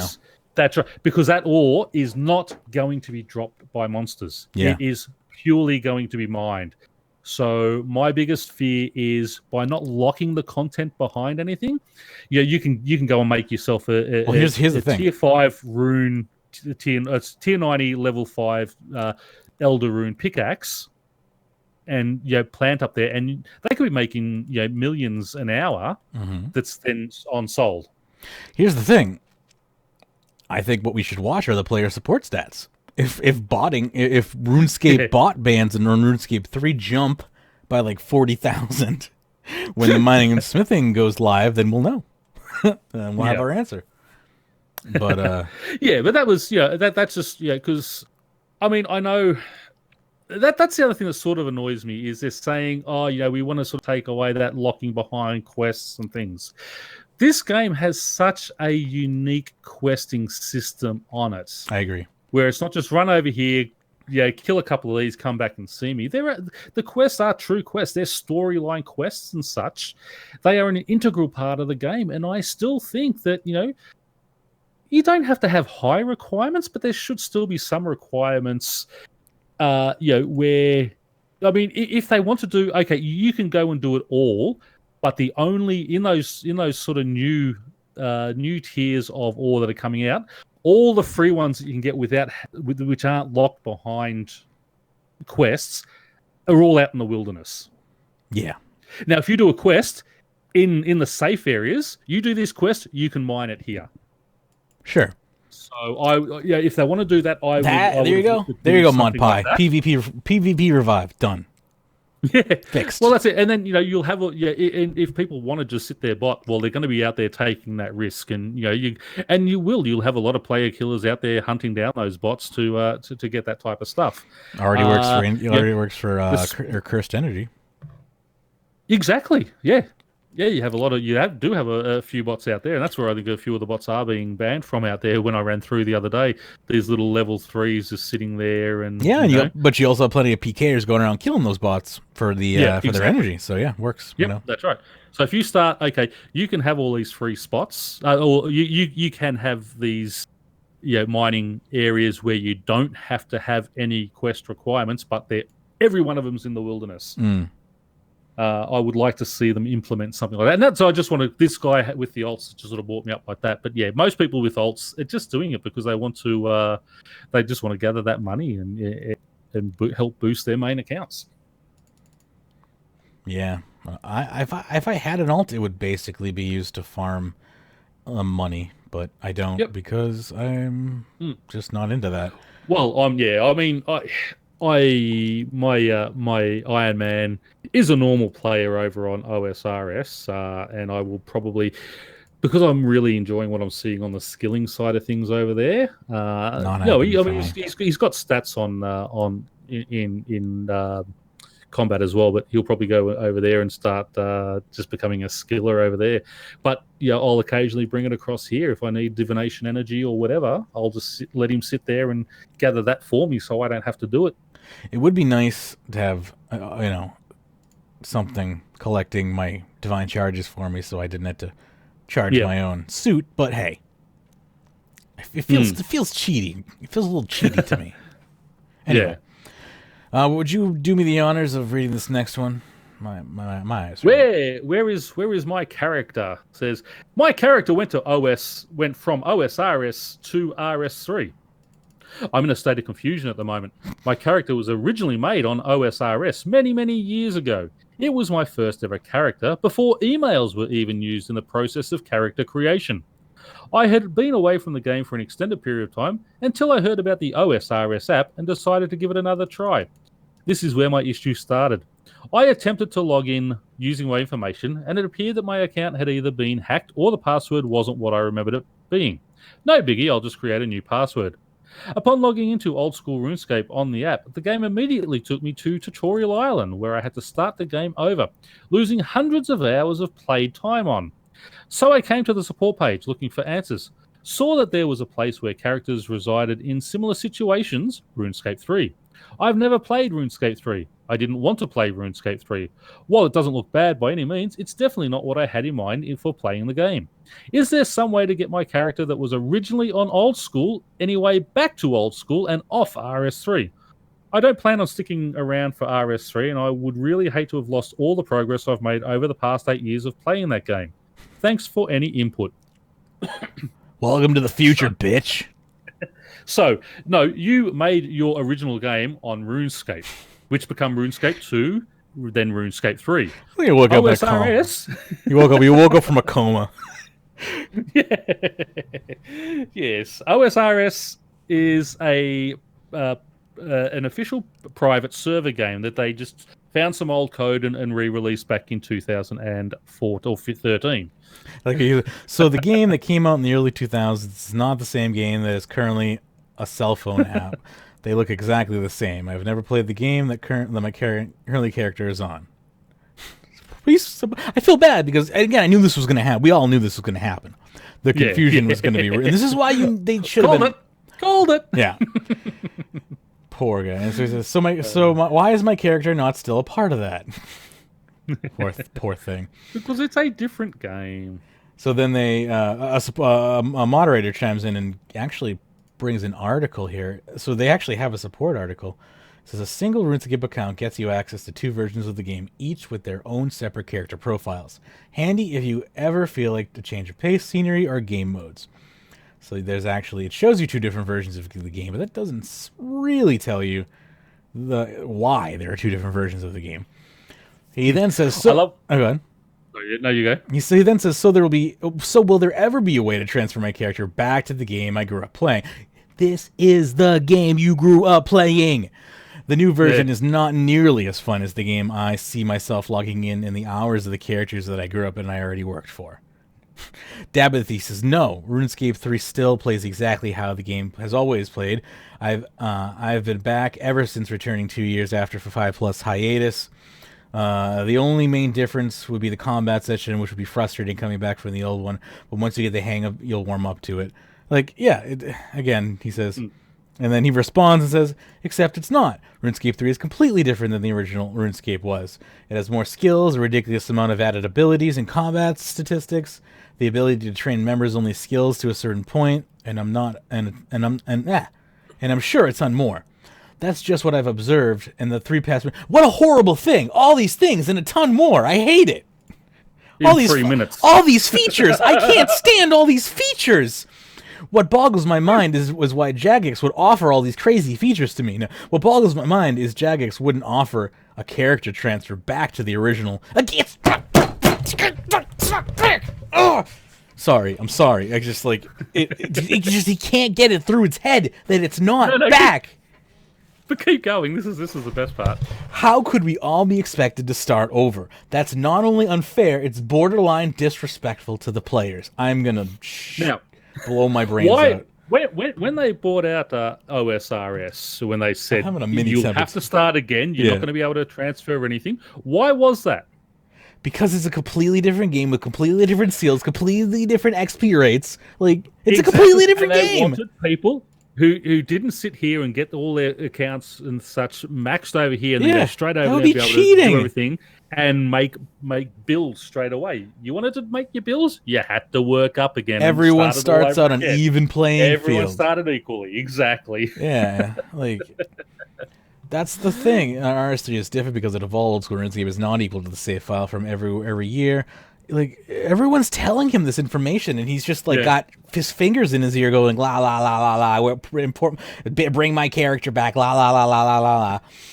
It goes on to the next page too, where Darby is just trying to be nice to him. Yeah.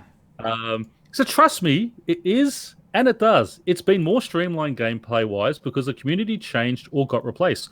The old community was more openly social, where this new community cares more about efficiency and considers anything below that XP waste and couldn't care less about fun. But even saying that, I can say without doubt that the game is a lot more forgiving than it originally was due to that streamlining, even if it does encourage the devolution of the communication. The new skills would likely have inevitably happen regardless if RS3 was a thing or not. I think divination and invention would be the only new skills. Divination is easy enough to understand. Invention, on the other hand, not so much. I barely just understand it. I still don't understand perks, but the basics are simple enough once you get grips with it. Try Revolution++, essentially auto attack but with abilities, and look up decent ability bars for the combat system, then add them to your bars until you get used to how it works. That's how I've done it, and I absolutely hated EOC. I quit within the first hour of its release 6 or 7 years ago. Old School is essentially a backup copy of 2009 version of RS2 before the changes that Jagex luckily scrapped together, which is why they can't transfer accounts. Now, this is the guy who come back after 5 years himself, so he's fairly new back into it as well. Yeah. So, whereas my character says, that seems like such a colossal waste of resources to make all those changes, bring back all the old styles, then not give the players the option to choose. I want OSRS because it's mobile. On my PC at home, I play other games. No point picking it back up for that. There you go. So stop wasting our time. But just wait 6 months and it'll be on your... this one will be on your mobile anyway. Exactly. Oh, then he says, Yoda 2020 says, RuneScape 3 will be on mobile in the near future. And he says, that I can live with. I will be looking forward to it. Yeah, there you go. Transcendent. Log into RS3. That's the game you grew up playing. OSRS is a new game made in 2013. It's not the game you used to play. The old game has the new EOC combat since 2012. Oh, Transcendent. Just stop. They already said that they'd play the new game once it hits mobile. Again, this is the thing. Pern was right. All this confusion because they didn't release the games at the same time. He literally said if RS3 was on mobile, he would have played that game because it has his character. He's just confused because he doesn't have his progress. And he's cracked the shits. He says, "I'm going to quit. I'm not coming back." And when RS3 comes out, if he doesn't see that and it's not hyped up as much, he's going to say, "Oh yeah, RuneScape. No, I'm not interested." And just log straight out of it. Yep. So good job. That's exactly what we thought was going to happen. Anyway, and again, I say good job, but I understand there are major development hurdles to mobile. It's not like they didn't. It's not like they didn't want to release them together. It's They still could have held them back, held OSRS back until RS3 was ready. They probably didn't because they wanted. They probably made a because it's taken so long. Yeah, they probably made a calculated risk and were like, we can either hold this back, and RS3 Mobile's going to take like 6 months or something, or we can release OSRS Mobile now and cash in on that. Yeah. And they were like, let's cash in. And then hey, Death Star. Chang Dong's going to turn around and say, "Hey, look at how many people are there. You now bring in bring in MTX on that game, please." Yeah, that's the thing I'm worried about. I don't think we're going to see that. I'm just hanging out. If they maintain those numbers, maybe in the guarantee in the next 3 to 5 years. Within 24 months, there will be by this time, 2020. Mm-hmm. If there is not MTX over there, I'll give my bank away to someone. Entire bank. Yep. All the coins I have. All the coins. All the coins in your bank. Not my party hat I'll have by then, or my Santa. Okay. Just the coins. Gotcha. All the coins. 2020. Yep. All right. By November 2020. All right. You heard it here first. Next up here, if they haven't by October 2020, I'll change my name. I'll leave the clan, and you'll never hear from me again. Those Q4 growth charts, they needed to pump up those Q4 growth charts. That's what it was. Definitely. Speaking of losing all your wealth, Judge dead, scammed for $4 billion. Don't trust them. Now, hang on. This is a guy who has been a member since May 2007, mind you. Yeah. And who's them? Or is them the Illuminati? Like, who is them? All right. Wouldn't that be cool? All right. He says, hi. This is a wall of text. I'm going to have to lean in to read this. Hang on. Do you want me to take this one? Do you want to? It's up to you. I feel like I haven't done enough reading. I can take this one. All right. No, you're all right. You're still pretty tired anyway. Right. You can take the next one. All right. Okay. Hi, I just wanted to say I don't post many times on the forums, and I don't know where to put something about a scam. First, a man come to you by saying he's quitting, and then another guy says to you, "It's a scam. He just lost $2 billion." Firstly, he asks you to bank your item and come in the wild with nothing to show you the safe zone, and asks you to cast Telegrab on him to see he's on normal spellbook. And when you do that, your character just turn around and look at the other guy, so you think it's safe. But then he made you do something like turning prayer to 0, getting sculled, and taking 3 worthy item. Yes, it is suspicious, but another guy said that you just have to not trade him in Wildy for not getting killed. So I continue to go with him until the trade in Wilderness. Then ask you to come on Wildy for Telegrab the max cash drop by giving you some rune, which he never do. But while you and him are in the safe zone of Wilderness, you cast Telegrab on him again so he can give you the rune. But instead of just turning around and target him, your character gets into the Wilderness even if you don't have the rune and you are not in the Wilderness, then they kill you. It's a scam that make you feel in control with someone else saying it's a scam. Don't ever trust anyone when you find some weird or suspicious. In RuneScape, if someone wants to give you something, they give by trade without asking something or just do party drop. Don't feel greedy like I was. Sorry if I am difficult to read. English is not my primary language. Thank you for reading and don't get caught. Just play the game or bank stand at GE. Don't trust anyone like I used to always say. Don't play the game. Just bank stand at the GE. Well, that will get you one achievement at least. You'll get that nice. Well, that's it. Yeah. You'll at least get that. Well, I mean, they bring up some valid points. The confidence in the in this specific con is obviously that they have the second person trying to build up your trust. It's very common to have a second person in these scams we don't often talk about. Or he's alt. Yeah, that's also alt. possible. Well, again, it doesn't matter. Why do we have alts? To scam people. That's it. Bringing it home. Bringing it home. I appreciate it. There you go. This is the dark side of alts. There you go. It very well could just be him on an alternate account. Yes. Back, they're also just people who work together. In teams, though, but we talk about scams all the time at the end of the show, just to bring light to the fact that this happens all the time, even to people who are extremely wealthy, like this. Like, this is someone with over 4 billion coins. And yep. I just want to also bring up I can't remember his name, but he was a respected YouTuber. I used to watch his YouTube things all the time, and he was someone was trying to scam him for a purple party hat. So he goes, yep, no worries. So he goes out there, goes, watch me rescam this guy. He wants this, da-da-da. And all of a sudden, he just teleports away. And you just hear, oh, shit. I think I've just lost my party hat. Yeah, I remember that. Yeah, and then off he goes running back, and his party hat was gone. And, who was it's that? very hard to scam the scammers. Yes, I know him. He's an English guy. Yeah, I can't remember who that was. He had a really cool accent, but yeah.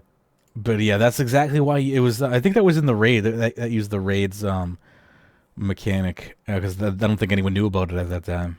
Yeah, because it was the one where you just walk just through the gates at Demonheim, just outside there. Oh, okay, gotcha. And then he was gone. I'll try and find it, because it was such a good one, and just because he's such a long time player, he's worth bills. He's a high level PVMer. He knew everything about the game. Yeah. And he goes, "Oh, I'm going to scam this scammer," and just in his voice, "Oh, I think I just lost my party hat." I mean, he was wearing a blue party hat when he dropped his purple party hat. Yeah. But, it's like, oh my god, it's just yeah. It's not a big deal for him, but at the same time, if someone is going to give you something, they will just trade you right there and there in the GE. Exactly. They don't need to take you to the wilderness. If the wilderness is involved in the transaction, just say no. Don't be greedy. Greed is just as poisonous as addiction or lust or anything. It's just as dangerous as any of those things. Greed is a poison, and it can get you, and it hurts. I've watched people lose, first age die money over that stuff. So be careful out there. Anyway, suggestion: how to fight bots. We're bringing it home here.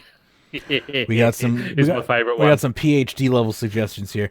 From OPR, sounding off. Hello, this is my first post. Well, thank God it's quality.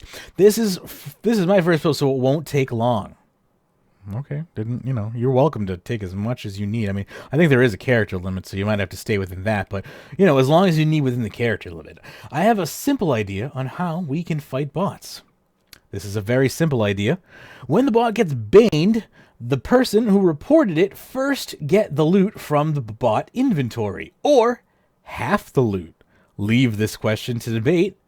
This way, we all be interested to report boaters and save our game. What do you think? Thank you for your time. What do you thin guys? Yes. Only thin guys are allowed to reply. I'm sorry, you're not getting any replies then. Puts me up. I'm working on it. I'm slowly wasting away, but let's see. I mean, so this is just bounty. I'm just gonna start reporting random players, hoping that they've at one point done something wrong. Yeah, or accidentally. You just multiplied 100 times the amount of people that Jagex now have to look at for getting reported. Exactly. That's the problem. This is what happens. Is you basically? Yeah, go ahead. No. Yeah. Well, I was just gonna say. Also, that is botted items that we want out of the game. Yeah. Just get the accounts out, get rid of that stuff. We don't need more. We don't need more of our skilling items coming into the game to lower prices even more. Yeah, right. Giving half of the entire amount to it. What you're doing is saying bonding is okay, basically, and you're just enabling bounty hunting, and that's silly. It's funny, but it's silly. I mean, that's why it's at the end of the show, because it's silly. But I mean, the idea that you could bounty hunt bots and then keep their resources. I mean, those are ill-gotten resources in the first place. That's why they need to be removed from the game, because no human could collect those resources in that period of time. That's why they're damaging to the game in the first place. That's why they have to yeah. Just imagine you report a green dragon bot, and they open up his bank, and there's like there's 2 billion green dragon hides and bones in there, and they just give that to you. Yeah, you're just just boom, rich. I mean, that's the thing with bank bidders, though. Like that's the that's it. Yeah, that's exactly. But that was like a one-off. Yeah. Let's just do it. So I still maintain that when they do ban people, they should reintroduce the party hats. Onto the GE. Did they not do that? I thought they did do that. No, that was a rumor. Yeah, that was a rumor. Yeah, they confirmed they don't do that, because otherwise, like, you just leave a 2.147 cash stack in your bank, always there, and in 3 or 4 years' time, you might actually get one. Yeah, you never know. Just put max cash stacks in for each colored party hat in each slot, and then just go away for like 10 years. And maybe one of them. Maybe what we can do is, say twice a year they gather up all the party hats and they throw them on Treasure Hunter. Oh, yeah. All the ones that have come into game. All the ones from the people who are banned. Yeah. Could you imagine them doing something like that? Then there would be riots over Treasure Hunter. I don't think they'd have to hire some temporary Reddit mods to keep Reddit under control. They'd have to shut down Reddit. But there should be some way to be able to bring those back in. Oh goodness! Maybe the posting thing. I don't think. If it was Stevie, just add 800 more rings and stick some party hats in there. That'll balance it out. That's it. All right. Oh my goodness. But no. But again, because say the amount of banned accounts is with party hats would be 15 or 20 a year. Can you imagine just party chance of getting one? You think there's 15 to 20 party hats leaving the game a year? I don't know. I think there's a lot more party hats in the game than people think. I think so too. I think if there was an official count on the amount of party hats in the game, I think party hat prices would drop significantly. Yep. That's why they won't release numbers. Yeah. But I would love it if numbers were leaked. It would be so good if there was like just a rogue JMod that would just tweet the numbers. It would be really helpful. You know why you're never getting a job with Jagex, don't you? Yeah, no, I've come to that. I've accepted that. I've been doing this podcast for 9 years. 9 years. They're never going to hire me. If they were going to hire me, they would have hired me by now. But yeah, I mean, I'd love. I mean, it's just such a shame to see an iconic item like that, and everyone says, "Oh, but doing something like that would lower the value." But is that going to really be a bad thing if we do start lowering the value of these party hats a bit? Not to me, because then I could maybe afford one. But I mean, lowering the value of party hats would hurt obviously the people that invest in them. Yep. I mean, that's the problem. It's always the problem with markets, right? Well, but that's the thing with any market, though. Yes, that's what I'm saying. Hey, I invested in in DVDs. Yeah, 15 years ago. Now I've come back. Oh, hang on, what's happened to everything? That's the thing. That's if you invest in a market, that's the risk you take. And exactly. And markets are going to fluctuate, though. That's right, and I don't think you worry about those 0.001% of players who have hoarded those party hats against your other 99.99% of players. Right, and as BladeCon was saying, like Timbo was already saying, the party hat prices are completely player inflated, yeah, exactly. And there's nothing they can do about it, really. Like, well, they wanted to bring out that platinum coin, 2.147 thing, and they got screamed down by that high level rich community. Said no, and then we've heard nothing about it since because those players screamed so loud about it. They really need to not have the power that they have. It's not fair. No, definitely not. Why do they hold the power that they hold? I don't understand why they're able to do what they're able to do. Are there mods that hold those party hats and But wolf? who cares? Who cares that they have party hats? What does it matter that they have party hats? What power does What? it's not like they're like they have oil pipelines in real. What do party hats matter to Jagex? But that's what gets me. I mean, it is. It's a game. It had a value of 10 GP at one stage. I mean, it was a throwaway item. That's what I'm saying. And It's then a all of a sudden it game. yeah. What is stopping Jagex from just releasing a platinum coin and decreasing the party Yep. the value of party hats? What is stopping them from doing that? Blake comes saying that the platinum coin was turned down by Jagex because they couldn't work on it into the GE. We use spirit shards as a replacement. Yeah, spirit shards are definitely used, but No. They did say they could do that, but there was too much backlash on it. They could have worked it in, but there was a big backlash on it. That's why they I have no they sources. canned the idea. I have no I'll sources. try and find it because I remember I was following up on this a lot because I wanted to see it come in. Yeah, if So I'll anyone try has and find it all, sources, but yeah, I'd be happy to report more on that, but I don't, so I can't take a stance one way or another. But the platinum coin idea, I liked, and I know we have spirit shards. That's spirit shards. As someone who's kind of number phobic, scare me. I really would rather just a platinum coin. Yep. Well, something with actually, a flat value that doesn't. I know spirit shards don't really fluctuate. They have like a 25 or 24 GP value, but I just don't like. But again, if they bought out a platinum coin because so many people invest in those, they could crash too. So it could hurt them as well. But again, that's, quickly transfer them 2 coins while you can. The other thing is... That's true. Oh, where was I going? Oh, yeah, 25 GP because you can settle the store and buy for 25 GP. Realistically, it's platinum currency worth the dev time. If it's going to take a workaround, that's the time away from something that would be effectively that would affect 99% of players. That's fair. It's a valid point. Mm-hmm. Do spirit shards effectively work exactly the same? Is there nothing that can be done with platinum coins that can be done with spirit shards? Like, that's my main question, I guess. Well, spirit shards also have a 2.147 limit.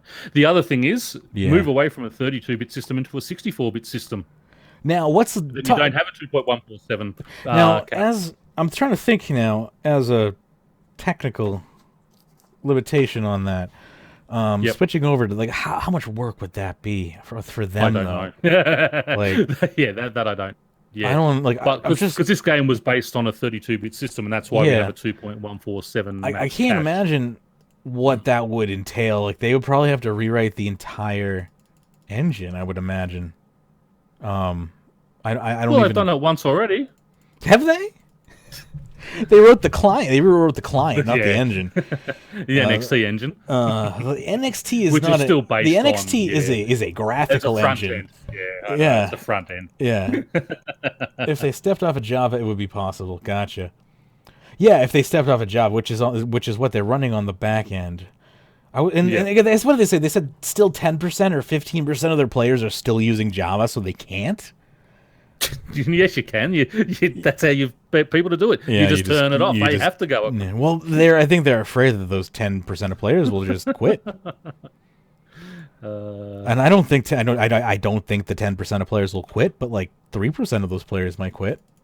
Yeah, but 20% of people didn't switch over to a car in the first 50 years either. Yeah, that's true. You just gotta people are afraid of change. There you go. You have 100% of bots running on Java. There you go. That's valid. That's valid. Again, it might be just time to make the push. But then again, who am I?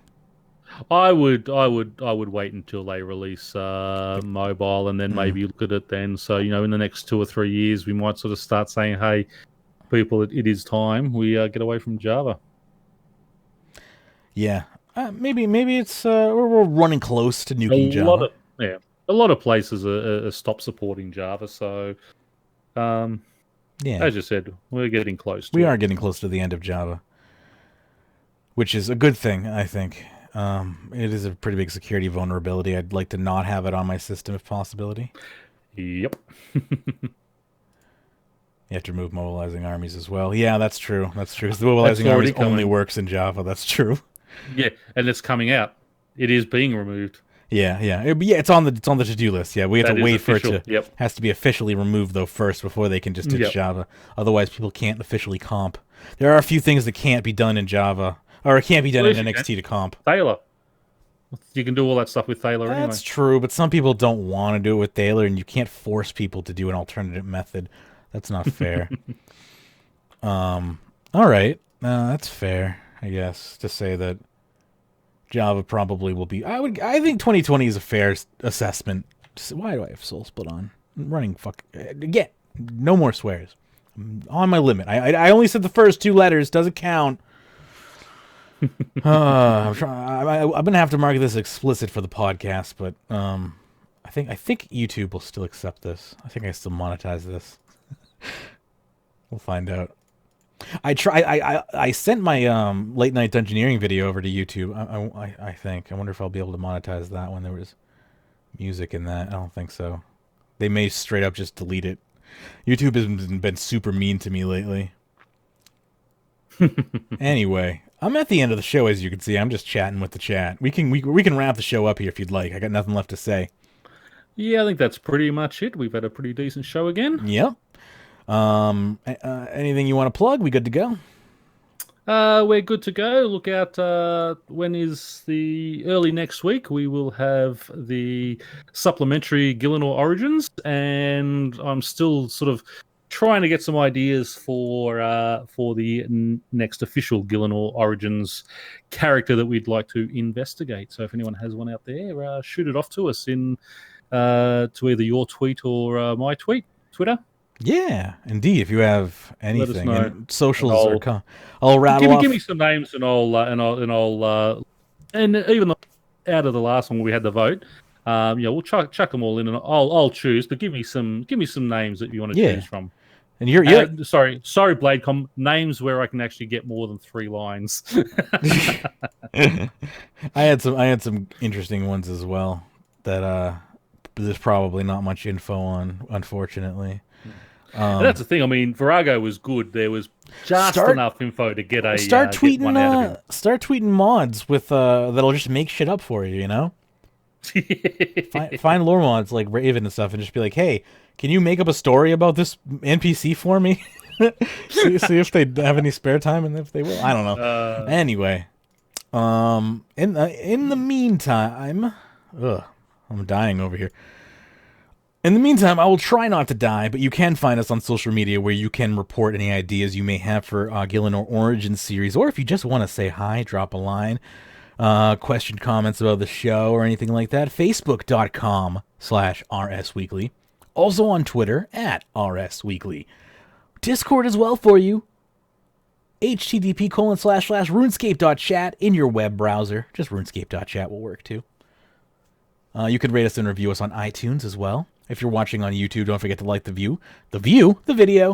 If you're on Twitch, don't forget to follow us. Enable notifications if you want to know when we go live. If you want to, our YouTube channel is runescape.video. You want to follow my progress, runescape.expert. The podcast. I'm not doing a good expert. I'm not doing a good outro today because I am. My stomach hurts a lot. RuneScape Today. RuneScape.today is our podcast archive. And if you want to help us out, Patreon.com. You can help us out there. RuneScape.patreon. Wow, help me. Pern, I'm dying. Patreon.com/RuneScape is our Patreon page. You could help us out there. PayPal.me/RSW is our one-time donation page. Special spanks! Oh my god. I'm going to spank you, Sudwood. And Ricky A. Thank you again, Ricky A., our new pledger, and 11 others for their support on patreon.com/RuneScape. Possibly my worst outro of all time. Oh my come to the clan for your spanking. Come to the clan for your spanking. Kill, skill, and chill. Can we rename this the clan? It's got to be kill, skill, and spank, wank, and spank, wank, and dank. All right. When Pern officially retires and I become the clan leader, I will rename the clan to Spank, Wank, and Dank. Until then, and as always, Happy scaping.